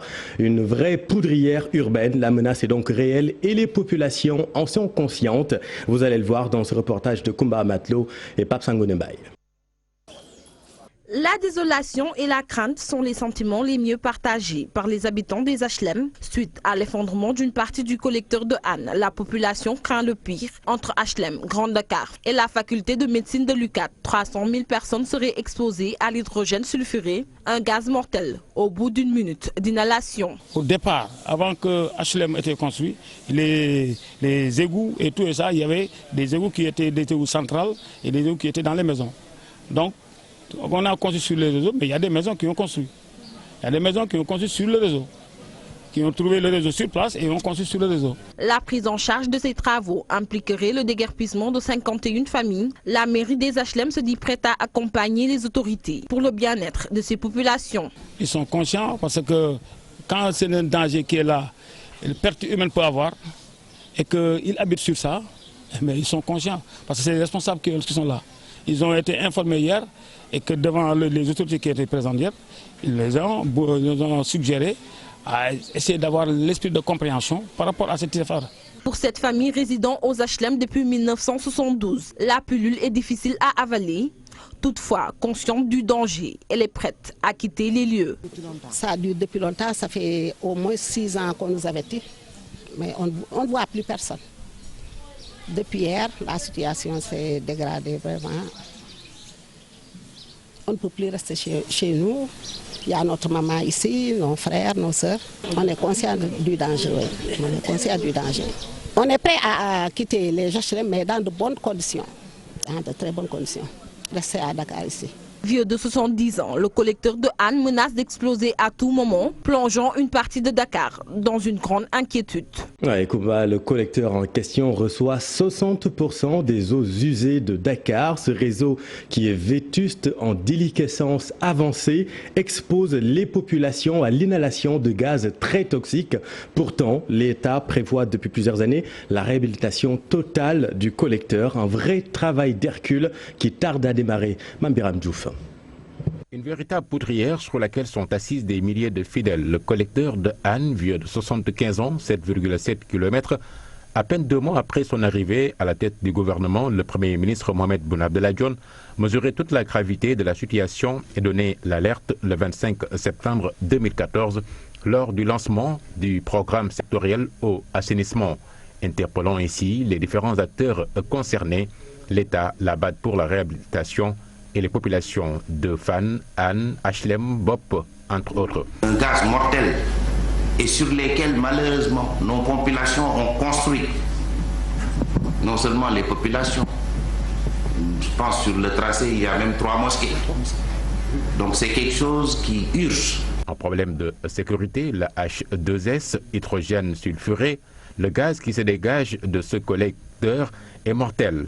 Il résulte de la décomposition de matières organiques et bactériennes, ce qui explique sa présence massive dans les égouts et les stations d'épuration, hautement toxiques, pouvant causer des brûlures aux yeux et des problèmes respiratoires. Présentant beaucoup de risques, la réhabilitation du collecteur avait été entamée, c'était en 2016. À l'époque, le ministre de l'Assainissement, Mansour Faye, avait fait le déplacement pour une visite de chantier. Aujourd'hui, des vies sont menacées, le déplacement des populations ou bien le tracé de ce collecteur. L'État doit prendre à bras le corps cette problématique et agir vite. Merci Mambiram. Lutte contre la pêche illicite. Le bateau de Greenpeace fait escale à Dakar. L'organisation environnementale exhorte les gouvernements africains à œuvrer pour l'adoption d'un traité mondial pour les océans. En ce qui concerne l'industrie de la farine de poisson au Sénégal, Greenpeace espère un retrait des licences aux usines qui s'y adonnent. Mohamed Lamine Diaye et Thierno Laurent Mendy. Lutter contre la pêche illicite et non déclarée, c'est le credo de Greenpeace. Naviguant du pôle nord au sud, l'organisation veut sensibiliser les États pour mettre en place un traité pour la protection des océans. Il y a un traité qui est en train de se négocier au niveau des Nations Unies et la dernière réunion a regroupé plus de 190 pays. Donc c'était très important et ce traité concerne la haute mer. Pourquoi? Parce que l'on sait que la juridiction aujourd'hui de nos pays, nos frontières maritimes, s'arrêtent aux zones économiques exclusives, qui sont les 200 000 marins dont on parle. Greenpeace travaille pour qu'il y ait une protection de la haute mer. C'est-à-dire qu'au moins 30% de l'espace maritime qui couvre notre planète soit protégé. L'industrie de la farine de poisson, une des menaces qui pèsent sur les océans, le ministère de la Pêche prévoit une concertation avec les acteurs afin de trouver une solution. Dans la pêche, nous travaillons dans la cogestion. L'État pouvait tout de suite arrêter ça demain, mais il ne va pas le faire. Il préfère s'entretenir avec les acteurs, avec les professionnels, discuter ensemble et trouver ensemble des solutions. Parce que les solutions qui sont trouvées ensemble sont plus respectées. On a plus de chances d'être respectées. Dans le même sillage, Greenpeace espère que cette concertation va aboutir à une suspension des licences de ces usines incriminées. Ce dialogue va aboutir à la suspension des licences aujourd'hui des usines de farine de poisson et pour revenir à ce qui était là avant. Parce qu'avant, les usines qui existaient traitaient les déchets issus des usines de traitement des filets ou en tout cas des conserveries. Les têtes et les arêtes de poisson, les produits non destinés à la consommation humaine, pouvaient être traités pour faire de la farine de poisson. Avec un équipage de 17 personnes à bord de l'Arctic Sunrise de Greenpeace, ce bateau va continuer son odyssée. Prochaine étape, l'Afrique du Sud. Et puis cette affaire qui jette un profond malaise à l'hôpital Amadou Sakhir Ndiéguène de Thiès où des agents et des chefs de service ont été arrêtés. Ils dérobaient des produits et matériels hospitaliers pour les revendre au niveau des structures de sanitaires de la place. Ils sont présentement en garde à vue au commissariat du 1er arrondissement de Thiès. Cheikh Anta Diop, c'est la tire. Hôpital Amadou Sakhir Ndiéguène de Thiès secoué par un scandale. Un brancardier en service à la médecine interne a été interpellé devant la porte de l'hôpital Amadou Sakhir Ndiéguène de Thiès par les services de sécurité de l'établissement hospitalier. Il détenait de part devers lui des obus oxygène qui sont utilisés au niveau du bloc opératoire et du service de réanimation. Conduit à la police du 1er arrondissement de Thiès, il a cité certains responsables comme le chef du service de la maintenance et le chef du département froid de l'hôpital Amadou Sakhir Ndiéguène de Thiès qui serait le cerveau de cette affaire. Le directeur de l'hôpital, Babacar Mané, a porté plainte et ils sont actuellement en garde à vue au commissariat du 1er arrondissement de Thiès. D'après certaines indiscrétions, les syndicalistes se font la pression pour qu'ils soient libérés. Les produits étaient écoulés au niveau de certaines structures sanitaires de la place. Merci, cher Anta. Et puis Adama Gaye suspend sa grève de la faim. C'est une annonce de son avocat, Maître Seydou Diagne. Ses conseils avaient déclaré depuis lundi. La jet du journaliste, un communiqué de l'administration pénitentiaire indique que depuis hier, M. Adama Gaye s'alimente correctement et se porte bien. C'est un récit de Aminata Marisso. L'information est donnée par un de ses avocats, Maître Khourechiba. C'était le lundi 9 septembre 2019. L'avocat avait indiqué que son client, Adama Gaye, avait décidé d'entamer une grève de la faim. Il protestait contre les conditions de sa détention, mais aussi contre son maintien en détention dans des conditions inacceptables. Le mercredi 11 septembre, un autre avocat, Maître Seydou Diagne, annonce la fin de la grève de la faim. Quelques heures après, c'est un communiqué de l'administration pénitentiaire qui semble dire le contraire. L'administration pénitentiaire, dans ce communiqué, informe l'opinion publique que M. Adama Gaye s'alimente correctement depuis le mardi 10 septembre et se porte bien. Transféré à Rebeuss le 31 juillet, l'affaire Adama Gaye continue d'alimenter l'actualité. Ses conseils se désolent de la tournure des événements, mais aussi du refus des autorités d'accorder à leurs clients la liberté provisoire, et cela après plusieurs demandes. L'ancien journaliste est en prison depuis le 29 juillet. Il est poursuivi pour atteinte à la sûreté de l'État, offense au président de la République, après une publication très critique sur la gestion du gaz et du pétrole. Et puis nous sommes le 11 septembre, décrété journée mondiale de lutte contre le terrorisme. Le Sénégal fait figure de bon élève de l'avis de certains spécialistes. Notre pays n'a jamais été victime d'attaques terroristes malgré la tension qui sévit dans tout le Sahel. Maître Moussa Sarr, avocat de CRKB et Imam Dao, tous deux poursuivis pour des faits liés au terrorisme, fustigent la précipitation qu'il y a eu dans le traitement de ces dossiers principalement. Gaye et Lamine Mandjang. Le Sénégal, seul pays de l'Afrique de l'Ouest ayant organisé des procès pour faits de terrorisme. Et pourtant jusque-là, le pays n'a connu aucune attaque de ce genre. Des spécialistes du domaine tirent un bilan satisfaisant. Donc, sur le côté législatif, l'État du Sénégal a initié des réformes pour renforcer les sanctions contre les groupes terroristes. D'autre part, sur le plan judiciaire, nous avons assisté à des procès qui ont été organisés contre des personnes et des groupes ou des groupes de personnes supposées appartenir à des organisations terroristes. Le bilan, il est positif pour l'État du Sénégal. Parce que peut-être n'eût été cette organisation, il était possible que le Sénégal soit victime. Des couacs, il n'en manque pas. Si Mamadou Moudban pointe du doigt le fait que certains juges n'assimilent pas les concepts liés au terrorisme, Maître Moussa Sarr, lui, fustige la précipitation qu'il y a eu autour de certains dossiers qui ont finalement abouti à des acquittements. Il y a des juges qui ne comprenaient pas certains concepts. Et si ces concepts-là qui sont liés au djihad ne sont pas compris par les juges, ça risque de créer des problèmes. C'est des dossiers beaucoup plus qui relevaient du renseignement que du traitement judiciaire. Parce qu'on a arrêté ces personnes de manière prématurée, alors qu'il n'y avait aucun acte préparatoire matériel. À partir de ce moment-là, ça pose une question de violation des droits de l'homme. Après les remous provoqués par les différents dossiers liés au terrorisme, une accalmie s'est installée. De l'avis du journaliste Moudban, la lutte contre le terrorisme n'a pas cessé. La lutte contre le terrorisme ne rime pas avec le folklore. Les forces de sécurité, parce que le travail de lutte contre le terrorisme n'est pas l'affaire des autorités, c'est l'affaire des forces de sécurité et de défense, et elles sont en train de faire un travail extraordinaire. C'est pourquoi nous, jusqu'à présent, on touche du bois. Le Sénégal fait partie des pays du Sahel. Le Sénégal est l'un des rares pays qui n'a pas encore connu d'attaque terroriste. Le terrorisme reste un fléau qui secoue toute la planète. Aucun pays n'est épargné. Le Sénégal continue certes d'être un bon élève dans la lutte contre le terrorisme, mais les spécialistes sont unanimes. Le danger est toujours présent. Merci Magat. Arline Bock trouve un parallèle entre la gestion des ressources pétrolières et gazières et les inondations. Face à la presse, cet après-midi, la plateforme avance que les inondations sont le résultat d'une mauvaise gestion, d'une mauvaise gouvernance, mieux. Toutes les difficultés auxquelles les citoyens sont confrontés actuellement ont un lien avec la gestion de nos ressources naturelles. Fatima Touré et Lamine Mordjang. Beaucoup de localités du pays dans les eaux après les fortes précipitations de ces derniers jours. Une situation déplorable selon la plateforme Arline Bock.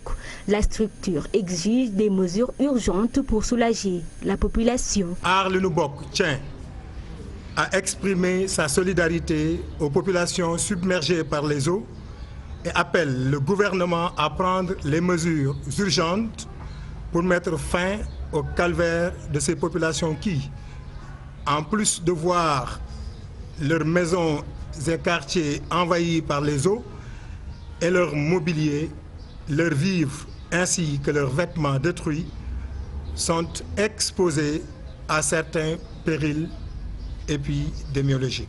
Pour Guy Marissagna et compagnie, cette situation n'est autre que la résultante d'une gestion nébuleuse de nos ressources. Il était bien possible d'éviter les effets dévastateurs des pluies si le gouvernement avait utilisé les ressources publiques pour financer un véritable programme d'assainissement à l'opposé des ouvrages prétendument réalisés, alibi à présent démasqué d'une entreprise de prévarication et de captation des ressources publiques. Devant cet état de fait, la plateforme demande l'implication de tous pour un mieux-être. Arline Bock, convaincu que le régime de Macky Sall n'a ni la volonté ni l'intégrité nécessaire pour la gestion transparente des ressources naturelles, invite les citoyens à fédérer et à amplifier les actions pour débusquer et engager des poursuites judiciaires contre les délinquants au cœur de l'État. La plateforme Arline Bock dans la rue le vendredi prochain pour exiger la bonne gouvernance et la transparence dans la gestion des ressources naturelles du peuple sénégalais. Elle appelle à une vaste mobilisation. Et puis aux HLM testent la transformation de leur cité en gare routière. Selon elle, cette situation expose le quartier à une insécurité grandissante. De nombreux cas d'agression ont été signalés dans la zone depuis l'implantation de cette gare. Selon les riverains, Habib Faye, Lamine Mandjang. Le garage de la discorde. Les populations des HLM Padoua sont très remontées contre les rabatteurs, communément appelés coxeurs, et les chauffeurs qui ont implanté leur garage dans cette localité. Les habitants ne peuvent plus cohabiter avec eux, disent-ils. Le problème, c'est l'implantation des clandos depuis quelque temps et que les gens de la cité n'arrivent pas à dormir. La quiétude que les HLM Padoua avaient auparavant, ça n'existe plus. Donc maintenant, on est confronté au banditisme, on est confronté à l'insécurité. Il y a vraiment, on ne sait plus à quoi ressemblent les HLM Padoua. Alors que qui sait, c'est que HLM Padoua, autant d'antan, c'était vraiment le calme paisible. Pointés du doigt, certains parmi eux se disent être responsables de la situation. Par contre, d'autres refutent les accusations. Ici, c'est une cité et non un garage. Il y a des gens qui sont malades et ont besoin de la quiétude. Mais nous, les rabatteurs, les privent de ça. Et c'est anormal. D'une part, c'est vrai, mais il faut mettre en avant le dialogue. Et il ne faut pas dire qu'il y a des agresseurs ici. Non, c'est faux. Pour dire la vérité, toutes ces accusations sont vraies. C'est nous, chauffeurs et rabatteurs, qui le faisons. Ces véhicules que vous voyez là, leurs propriétaires habitent des HLM Padoua. En plus, ce sont les habitants eux-mêmes qui empruntent ces voitures pour voyager. Ensemble dans un collectif, les populations alertent les autorités. En tant que quand même autorité, le premier devoir que nous avions à faire, c'est de concilier, d'appeler les gens à la raison. À chaque fois, je leur disais que ce que vous faites, c'est pas, certes, c'est vrai, vous gagnez de l'argent, c'est une occupation qui vous permet quand même d'avoir de l'argent, mais qui ne cadre pas avec la réglementation en vigueur. Ce qu'on voudrait, voilà, interpeller les autorités pour qu'on puisse nous aider parce que vraiment on est fatigué. Et pourtant, tous défendent la même cause, l'insécurité et l'insalubrité dans cette localité. Mais la cohabitation pose problème. Les habitants optent pour les négociations pour éviter tout bras de fer avec les rabatteurs et les chauffeurs. Et Habib, et puis parlons de la situation à l'IPRES, gestion de l'institution de prévoyance retraite du Sénégal. Le directeur général Mamadou Diagne Simbeng répond à l'association des retraités du Sénégal qui l'accuse de détournement. Diagne Simbeng nie en bloc et en ce qui concerne également son départ qui est demandé par l'association, Diagne Simbeng soutient que c'est au conseil d'administration d'en décider. Nous y reviendrons avec notre reporter Mohamed Samb et Modou Diop qui ont assisté à la conférence de presse de Mamadou Diagne Simbeng. Venons-en à la guerre de plumes entre Souleymane Bachir Diagne et Boubacar Boris Diop. Cette opposition aux confrontations d'idées entre d'éminents penseurs ravis, les friands de textes littéraires. C'est le cas du poète Amadou Lamine Sall que nos équipes ont rencontré. Aïssatou Paye et Thierno Laurent Mendy. Choc de titans quand Boubacar Boris Diop et Souleymane Bachir Diagne s'affrontent par les idées, des étincelles, rien que pour raviver le feu de la pensée intellecte. Nous allons oublier un tant soit peu la politique et nous consacrer à la réflexion et à la critique positive. Cette semaine, nous avons assisté à un échange très appétissant. Nous avons besoin d'une pensée critique. Mais dans ce pays et dans toutes les disciplines. Si nous avions cette pensée critique d'ailleurs, je crois que nous n'aurions pas eu les problèmes que nous avons aujourd'hui au niveau politique. Pour dire simplement que chacun a la liberté de penser et de dire ce qu'il doit dire. Mais le dire peut-être avec élégance. Le débat n'aurait même pas dû avoir lieu. Et qu'après avoir lu la réponse de Bachir, il n'y a pas de quoi fouetter un chat. Amadou Lamine Sall recadre pour le poète. L'heure est à la redynamisation de la pensée. Ce qui me peine, c'est que depuis que Cheikh Anta Diop est parti, depuis que Senghor d'ailleurs aussi est parti, c'est comme si les intellectuels africains étaient en panne. Si quelque chose, mais s'était arrêté. Qu'avons-nous réinventé comme concept opératoire? Mieux, il ajoute. Féliciter Felwine Sarr et Achille Bembe pour tout ce qu'ils font dans cette réflexion.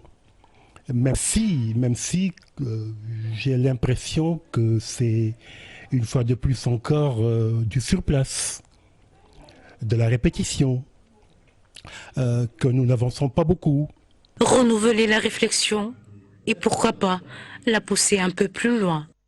Et surtout, on va essayer de rembobiner si vous n'avez rien compris de ce combat qui se déroule sur le ring de l'intelligentsia sénégalaise. Tout est parti d'un hommage rendu à Cheikh Anta Diop par Souleymane Bachir Diagne, hommage qui aurait été interprété comme une attaque par Boris Diop. S'en est suivi un échange par voie épistolaire entre les deux intellectuels, portrait croisé de ces deux têtes bien faites avec Ibou Diouf.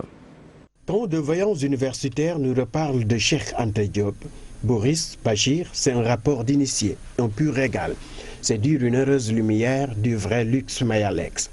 Donnons Boubacar Boris Diop, Souleymane Bachir Diagne, deux figures respectées dans la plus haute sphère du milieu universitaire. Un échange entre deux intellectuels, entre deux chercheurs de haut niveau. Cela fait suite au débat sur la paternité du laboratoire Carbone 14. Lors d'un débat contradictoire, chaque interrogation soulevée par Boris, des explications sont apportées par Bachir. Deux coups de griffe, argumentés et contre-argumentés. Le moment est rare dans ce pays, il ne pouvait donc pas garder pour eux ces réflexions. Une question de langage et de conception, le tour autour de l'œuvre de Cheikh Anta Diop. Prétexte pour nous de reparler de ces deux universitaires. Romancier, essayiste, dramaturge et scénariste, Boubacar Boris Diop fut également directeur du Matin de Dakar. En 1998, il participe avec 10 autres écrivains africains au projet d'écriture sur le génocide des Tutsis au Rwanda.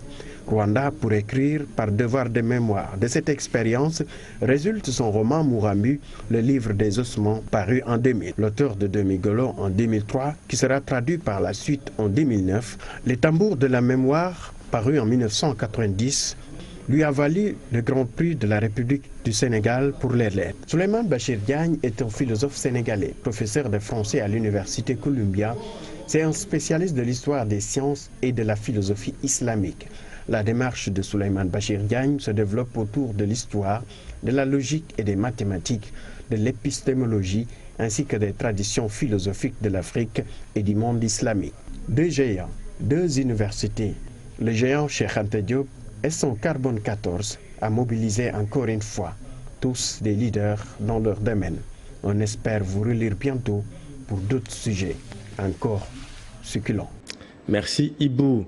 Violence xénophobe en Afrique du Sud. Aujourd'hui, un riche homme d'affaires nigérian a affrété un avion pour permettre aux ressortissants nigérians de quitter l'Afrique du Sud. 300 personnes sont montées à bord sur les 600 Nigérians qui se sont signalés. L'ambassadeur de l'Afrique du Sud au Sénégal réfute le terme xénophobie. Sur les 12 morts, 2 personnes seulement sont des étrangers. Selon Léni Magouane, on est loin de la crise diplomatique entre l'Afrique du Sud et le Nigeria. C'est un sujet de Maguette Souare Diallo et Jafar Abba. L'ambassadeur d'Afrique du Sud prend la parole pour la première fois depuis le début des violences dans son pays. Léni Magouane Chop ne veut surtout pas entendre parler de xénophobie, mais une frustration de la jeunesse sud-africaine. La force de notre économie est basée et fondée sur la force, la diversité de ces mêmes immigrés. C'est juste, peut se traduire par une colère de certains Sud-Africains qui n'ont pas pu bénéficier du progrès économique en Afrique du Sud. De caractériser the problem in South Africa as one of xénophobia per se. Donc de caractériser le problème actuel en Afrique du Sud comme un problème xénophobe. Le diplomate condamne ces violences qui, selon lui, ont fait 12 morts, dont 2 étrangers. 12 people have been killed in South Africa. C'est vrai, 12 personnes ont été tuées en Afrique du Sud. 10 of those are South African. 12 d'entre eux sont plutôt, 10 d'entre eux sont plutôt des Sud-Africains. Only 2 are foreign. Juste 2 personnes d'entre eux ont été identifiées comme étrangers. And I think that thankfully we do not have Senegalese among those who have been victimized. Je pense que heureusement nous n'avons pas décompté de Sénégalais parmi eux. L'ambassadeur se garde de commenter la décision du Nigeria de rapatrier 600 de ses ressortissants. Pour lui, une telle situation ne saurait présager une crise entre Abuja et Pretoria. Le président Buhari va rendre visite, va se rendre en Afrique du Sud. Sont les économies les plus fortes. Le Nigeria a joué l'un des rôles les plus importants concernant la défaite de l'apartheid en Afrique. And we have worked very closely with Nigeria. Nous avons vraiment travaillé de manière très étroite avec le Nigeria. L'ambassadeur de rajouter que tout le continent africain a lutté contre l'apartheid. Selon lui, au pays de Madiba, le surnom arc-en-ciel se vit au jour le jour. Merci Maguette. Et puis retenez que la dépouille de Mugabe est arrivée à Harare en provenance de Singapour. L'ex-président zimbabwéen est décédé le 6 septembre. Il sera inhumé après un hommage national. Un mot de sport, Génération Foot devra vraiment s'employer pour sortir le Zamalek d'Égypte. L'équipe égyptienne est un obstacle majeur en vue des phases de poule de la Ligue des Champions. Obstacle majeur mais pas insurmontable si les joueurs et le public thiessois donnent tout samedi. Aujourd'hui, on s'est préparé en conséquence, sachant quand même que le gros morceau c'est le Zamalek. Aujourd'hui, c'est pas la petite équipe. Donc, qui a déjà remporté 5 titres continentaux et ça va être un gros morceau, mais l'essentiel c'est que bon, on s'y prépare, sachant qu'un match de foot ça se gagne sur le terrain et c'est pas sur le papier. Aujourd'hui, Génération Foot est à sa 4e participation en Coupe africaine et je pense quand même que bon, on va essayer de faire le maximum pour pouvoir au moins décrocher une qualification dans les phases de poule. Quand on voit que certains entraîneurs ou même certains sélectionneurs ne sont pas logés à la même enseigne que le staff de l'équipe nationale A, il y a de quoi aussi râler, parce que si c'est des pigistes qui viennent pour une campagne et ils repartent, alors que d'autres ont des salaires fixes et parfois même des millions par mois. Donc ce qui est quand même énorme au Sénégal. Par contre, ces entraîneurs qui sont là en équipe nationale U20, U17 ou même U15 n'ont pas les mêmes possibilités que le staff de l'équipe nationale A. Donc ça aussi, ça pose problème. Il faudrait qu'on les respecte parce que c'est eux qui sortent l'avenir du football. Voilà, c'est la fin de cette édition. Merci de l'avoir suivi. L'info continue dans Soir d'info avec Aram Touré. C'est à vous. Merci bien, Chérif Diop. Et nous en venons à notre invité de ce soir. Il s'agit de professeur Abdoulatif Aïdara, le directeur de l'Observatoire des menaces terroristes, des radicalismes et des actes criminels au Centre d'études stratégiques et diplomatiques qui est ce soir avec nous pour parler, comme je le disais tantôt, dès le début de l'émission, de la commémoration du 11 septembre. Professeur, merci d'être avec nous ce soir. Bonsoir, merci. Je disais tantôt que le 11 septembre est une journée d'hommage dédiée aux victimes des attentats du World Trade Center et d'autres villes américaines qui ont été touchées. Quel type de guerre a-t-on eu droit ou qui s'est installé à la face du monde? Enfin, merci beaucoup pour votre invitation. Je salue vos auditeurs, vos techniciens. Effectivement, le 11 septembre a amené dans le monde quelque chose de nouveau. Une forme de guerre inconnue jusqu'ici. Les gens connaissaient la guerre frontale, ou bien peut-être la guerre asymétrique, mais une guerre dans laquelle on utilise des avions de ligne pour les faire tomber dans des tours, faisant 3000 morts presque en 5 minutes, c'était inconnu jusqu'ici. Et tout laisse à croire que la solution n'est pas encore trouvée. Les gens n'ont pas encore compris jusqu'à présent. Parce que jusqu'à présent, 18 ans après, la thérapie 18 n'a pas ans encore après, l'Amérique, en tout cas, l'Europe, ce qu'on appelle l'Occident, n'a pas encore soldé ces attentats-là du 11 septembre. Baka, qu'est-ce qu'on a retenu de ces attentats-là? Il y a beaucoup de littérature autour du 11 septembre, on peut retenir beaucoup de choses, mais de manière très schématique, c'est que ce qu'on peut retenir pour l'essentiel, c'est qu'avec de simples cutters, des petits couteaux, des terroristes déterminés ont pu porter le feu et le fer au cœur de la première puissance mondiale. Oui. S'il y avait une seule chose à retenir, c'est que par excellence, ces terroristes ont démontré que nul n'est à l'abri. Et c'est peut-être depuis le 11 septembre qu'on a pris en compte le fait que la menace est devenue mondiale et globale. Mais sous nos tropiques, dans certains pays, il n'y avait rien de nouveau sous le soleil. Mais tant que c'était une voiture piégée à Beyrouth ou de temps en temps un attentat en France, etc., on ne percevait pas la menace de cette façon. Mais quand la puissance numéro a été touchée et même humiliée, disons-le nettement, que depuis lors on nous vend ce discours de guerre mondiale contre le terrorisme.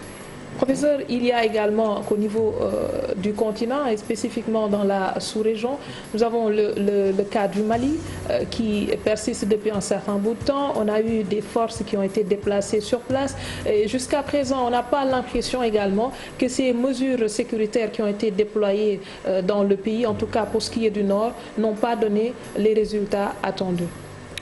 Oui, ce qu'il faut savoir, c'est qu'au Mali, la situation est très différente de ce qui se passe en Occident.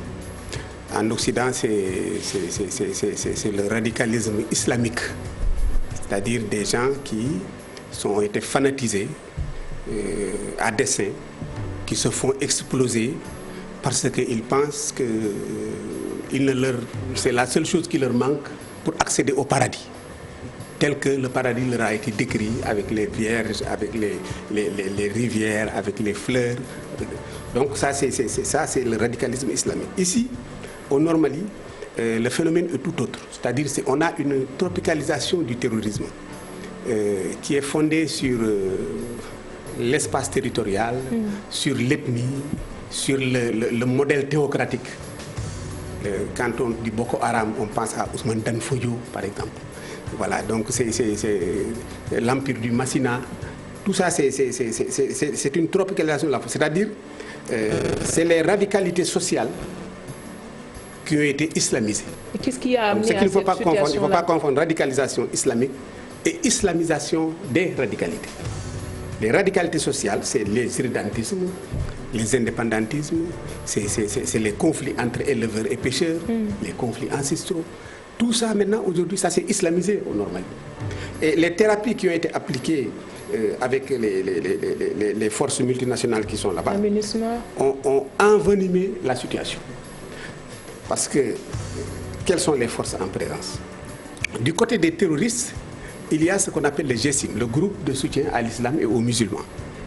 Ce groupe-là est formé par les anciens Mourabitoun, les hommes de Mokhtar el-Mokhtar, les anciens hommes de Abdoulaye Aboul Aman qui étaient représentés par Djamel Okocha dans la constitution de ce groupe, les anciens de Amadou Koufa, les anciens de Iyad Akhali, c'est-à-dire Ansaruddin. Comme les États ont formé le G5 Sahel, c'est-à-dire ils ont confédéré leurs forces, alors les terroristes en réponse ont fédéré aussi leurs forces pour former le groupe de soutien à l'islam et aux musulmans. Et à côté de ce groupe, il y a le groupe, ça c'est Al-Qaïda. Oui. À ce côté, il y a un groupe qui répond de l'État islamique, de Abu Walid al-Sahrawi, c'est un ancien du Front Polisario qui est le répondant de l'État islamique. En face de ça, il y a les forces institutionnelles. D'abord les forces armées nationales. Ce qui se passe au Burkina Faso révèle que les forces armées nationales dans cette zone-là n'ont pas la capacité d'assumer la plénitude de leur pouvoir dans l'ensemble de leur territoire national. Au Burkina, après le village de Nassumbu, qui est à 40 km de Djougou, jusqu'à la frontière malienne, les terroristes ont créé des zones de confort, c'est-à-dire ça leur appartient à eux. L'État ne peut pas accéder. Donc, les forces nationales, que ce soit au Mali, que ce soit au Burkina, que ce soit au Niger, n'ont pas les capacités de se défendre. Bon, en Mauritanie, c'est autre chose. La Mauritanie, depuis 10 ans, n'a pas connu d'attaque terroriste. Donc, c'est autre chose. Ensuite, il y a la MINUSMA, une force des Nations Unies, qui est formée presque de 15 000 hommes, qui est là-bas, mais qui a un mandat très limité. C'est-à-dire la MINUSMA, si les terroristes attaquent un village, la MINUSMA n'intervient pas, parce que ça ne fait pas de leur mandat. Ils ont un autre mandat. Il y a Barkhane qui est là. Barkhane qui a pris l'opération Serval et l'opération Épervier au Tchad. Ils ont formé une force Barkhane qui est là, mais c'est des Français. Eux, ils disent qu'ils veulent appuyer les États africains à se défendre. Tout ça. Donc, la seule force qui est capable de se défendre, qui est capable d'intervenir réellement et de faire front avec le terrorisme, c'est la force du G5 Sahel. Or, leur problème, c'est un problème de moyens. La MINUSMA, c'est $1 milliard par an. Barkhane, c'est 700 millions d'euros, c'est-à-dire chaque jour, il dépasse 1 milliard de francs CFA. Mais nos forces du G5 Sahel, qui sont les seules à avoir la capacité de lutter, peinent à boucler leur budget. Ils n'ont absolument rien. Voilà le grand problème du normal.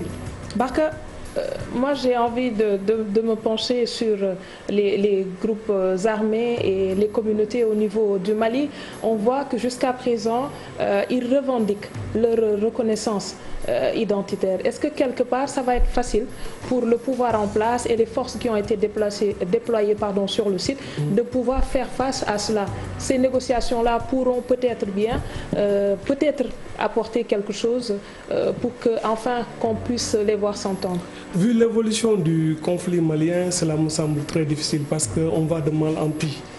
C'est un conflit au départ qui a été importé par des Algériens et la menace est descendue du nord au sud et menace actuellement tout le Sahel.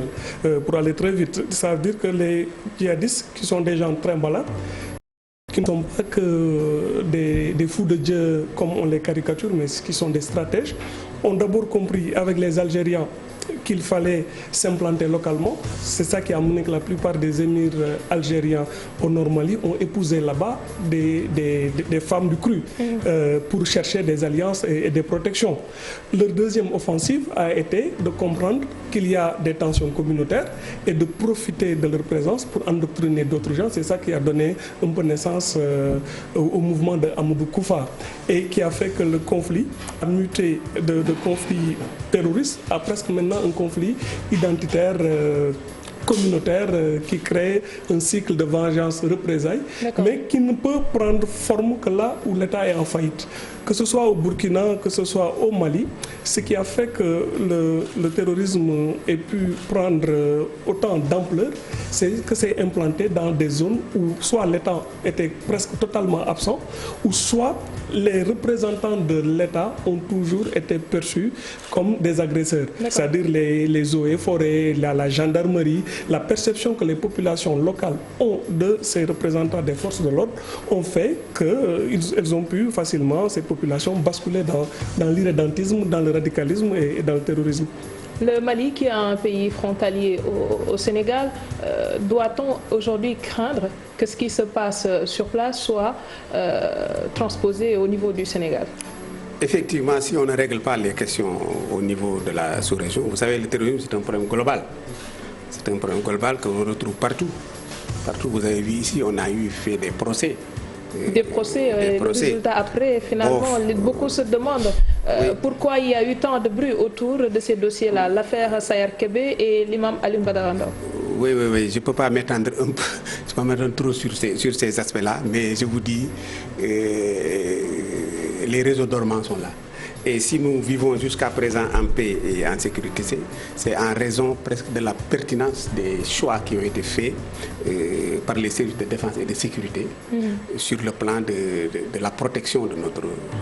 D'abord sur la réforme du système de renseignement, le renseignement de la DEPAF, de la DST, tout est coordonné au niveau de la DRN, qui est d'une efficacité redoutable. Ensuite, il y a eu la dissuasion par la police, par la gendarmerie. Ensuite, il y a eu la protection des gens et la capacité d'intervention qui est bien organisée, que ce soit au niveau de la police avec la brigade, la BIP, la brigade d'intervention polyvalente, la gendarmerie avec les GIGN, l'armée avec les forces spéciales. Tout ceci est dans un cadre bien coordonné, dans un cadre bien coordonné, on appelle le SICO. Le SICO, c'est un groupe, c'est un comité interministériel de coordination de la lutte contre le terrorisme qui fait un excellent travail. Donc, renseignement opérationnel, force d'intervention, tout ceci réuni font qu'aujourd'hui, si vous êtes bien dans le cœur du phénomène, vous vous sentez un peu soulagé. Il y a un type de terrorisme, Barka, j'en viens à vous, un type de terrorisme qui aujourd'hui frappe le monde, la cybercriminalité. C'est vrai qu'on a des instruments liés à Internet que beaucoup de pays africains ne maîtrisent pas trop. Et à ce niveau également, il y a beaucoup qui profitent de ce type de canaux pour pouvoir exposer leur forfait. Il faut voir cybercriminalité, c'est différent de cybersécurité. Vous savez, la cybercriminalité, c'est l'action, c'est le criminel qu'on prend, qui utilise les moyens numériques pour... Mais notre grand mal ici, c'est notre cybersécurité. Par exemple, je suis là avec Barka. Nous jouons aux cartes, la belote. il a sa main, j'ai ma main. Dans la cybersécurité, si le système me permet de jouer avec lui, mais d'avoir le regard sur sa propre main, là on ne joue plus. C'est ça la défense, c'est ça notre faiblesse. Nous avons au-dessus de nous des drones, nous avons des satellites qui nous écoutent, sans qu'on sache que nous sommes écoutés. Tout récemment, les Français ont pris les Allemands en train d'écouter le président français. Tout récemment, c'est pareil, c'est récent. Donc, c'est ça la notre problème, c'est la sécurisation de notre système. Par exemple, là, vous pouvez avoir des portes numériques, des climatiseurs numériques, c'est-à-dire à partir de la porte, tu peux éteindre le climatiseur à partir de ton portable, tu peux allumer la caméra, mais tout ça, autant de numérique, mais autant de vulnérabilité qui permettent à une tierce personne, à un malfaiteur, d'accéder dans notre intimité numérique. D'accord. Barka, on a pourtant une école dédiée à cela, une école de formation en cybersécurité à vocation régionale. On s'interroge quelque part si on a ce type de dispositif avec nous et qu'on peine encore à pouvoir prendre à bras le corps ce type de problème souligné tout à l'heure par le professeur Aïdara. Oui, j'aimerais, avant de répondre à cette question, j'aimerais vraiment pouvoir partager l'optimisme de M. Aïdara par rapport à la menace sécuritaire, au fait que les forces de défense et de sécurité veillent bien au grand. C'est vrai, je pense qu'on doit les féliciter pour ce travail, mais je pense aussi qu'on a eu beaucoup de chance et qu'il ne faut pas qu'on dorme sur nos lauriers. En fait, parfois, les gens parlent de réseaux dormants, etc. Oui. Mais au-delà des réseaux dormants, ce que beaucoup de gens semblent ignorer, c'est que le Sénégal a déjà eu indirectement affaire à des terroristes bien du cru. L'un des plus grands terroristes mauritaniens s'appelle Khadim Ould Seman. Il est né ici dans une ville religieuse où il a grandi avec son père et c'est l'une des premières personnes à avoir implanté une cellule d'Al-Qaïda ici à Dakar. Heureusement qu'il purge une peine de prison en Mauritanie. Abou Hafs, qui a été le numéro 3 de Ben Laden, était un commerçant à Rufisque. C'est-à-dire que la menace, elle était là, venant des voisins du Nord. Omar Diaby, Omar Omsen, qui est l'un des plus grands recruteurs d'Al-Qaïda, qui combat actuellement en Syrie, est parti du Sénégal via Rosso pour aller combattre en Syrie. Et on a surtout eu beaucoup de chance que le groupe des gens qui sont partis en Libye, les Abdourahmane Mendy et autres là, s'ils n'avaient pas trouvé une fin tragique, paix à leur âme là-bas, il aurait pu devenir des revenants parce que c'était un groupe à peu près d'une dizaine de personnes qui malheureusement sont tous décédés au combat. Mais si ces revenants-là étaient de retour au Sénégal, on ne sait pas à quelle menace on a échappé. Et lors du procès de Dakar, de la filière dite dakaroise, où beaucoup de gens ont été acquittés, ceux qui reviennent du Mali, et surtout un des artificiers du groupe, a montré que la menace était là, elle nous pend au nez. C'est bien de veiller au gras, d'essayer de mettre un dispositif d'alerte en amont, mais il ne faut surtout pas qu'on dorme sur nos lauriers. Professeur, que faudrait-il alors faire? On a ces forces qui sont là, qui veillent au grain, mais malgré cela, la menace est persistante.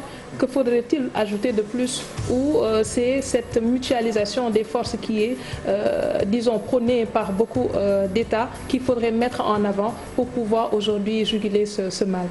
À mon avis, d'abord dans la sous-région, il faut que le concept d'aide au développement connaisse une mutation vers l'aide à la souveraineté. Il ne sert à rien de construire des écoles, des postes de santé, si les terroristes peuvent à tout moment mettre la main sur ces écoles-là et chasser les fonctionnaires. Comme ça se passe au Burkina Faso. Je pense qu'il faut aider les États à s'armer, à développer un système de sécurité qui leur permette d'assurer la sécurité dans l'ensemble de leur territoire.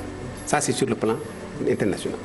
Sur le plan national, nous avons parlé de nos forces de défense et de sécurité qui veillent au bonheur, touchons du bois. Bon, c'est bien. Maintenant, je pense qu'il faut aussi augmenter la capacité de résilience des populations. D'abord par la formation. Tu sais, El Hadji Malick, quand un de ses collègues lui a reproché d'avoir donné son fils au blanc pour aller dans l'armée, il lui a dit, Jituna len ci mom. Qu'est-ce que ça signifie? ça signifie que j'ai mis en lui, par son formation, par son éducation, quelque chose que les plans ne peuvent pas décrocher. C'est ça qui nous manque. Le terrorisme ne peut prospérer que dans un terrain vierge, des gens qui ne sont pas bien éduqués. Si nous assurons la bonne éducation, le terrorisme ne peut pas prospérer. Ensuite, former nos gens, les chefs de quartier, les chefs de village, les chefs de carré de maison, à détecter ce qu'on appelle les signaux faibles, les indicateurs d'anormalité. Qu'est-ce qu'un signal faible? Par exemple, un gosse qui descend le soir, qui prend le chapelet de sa maman, qui casse le chapelet. Ça s'est passé ici à Liberté 6. Ça, c'est un signal faible, mais qu'il faut savoir détecter et intervenir à temps avant qu'il ne passe à l'action. Merci beaucoup, professeur Abdoulatif Aïdara, qui est le directeur de l'Observatoire des menaces terroristes, des radicalismes et des actes criminels au Centre d'études diplomatiques et stratégiques. Merci également à Barkaba. Nous vous retrouvons demain, Inch'Allah, à 19h. Excellente soirée sur la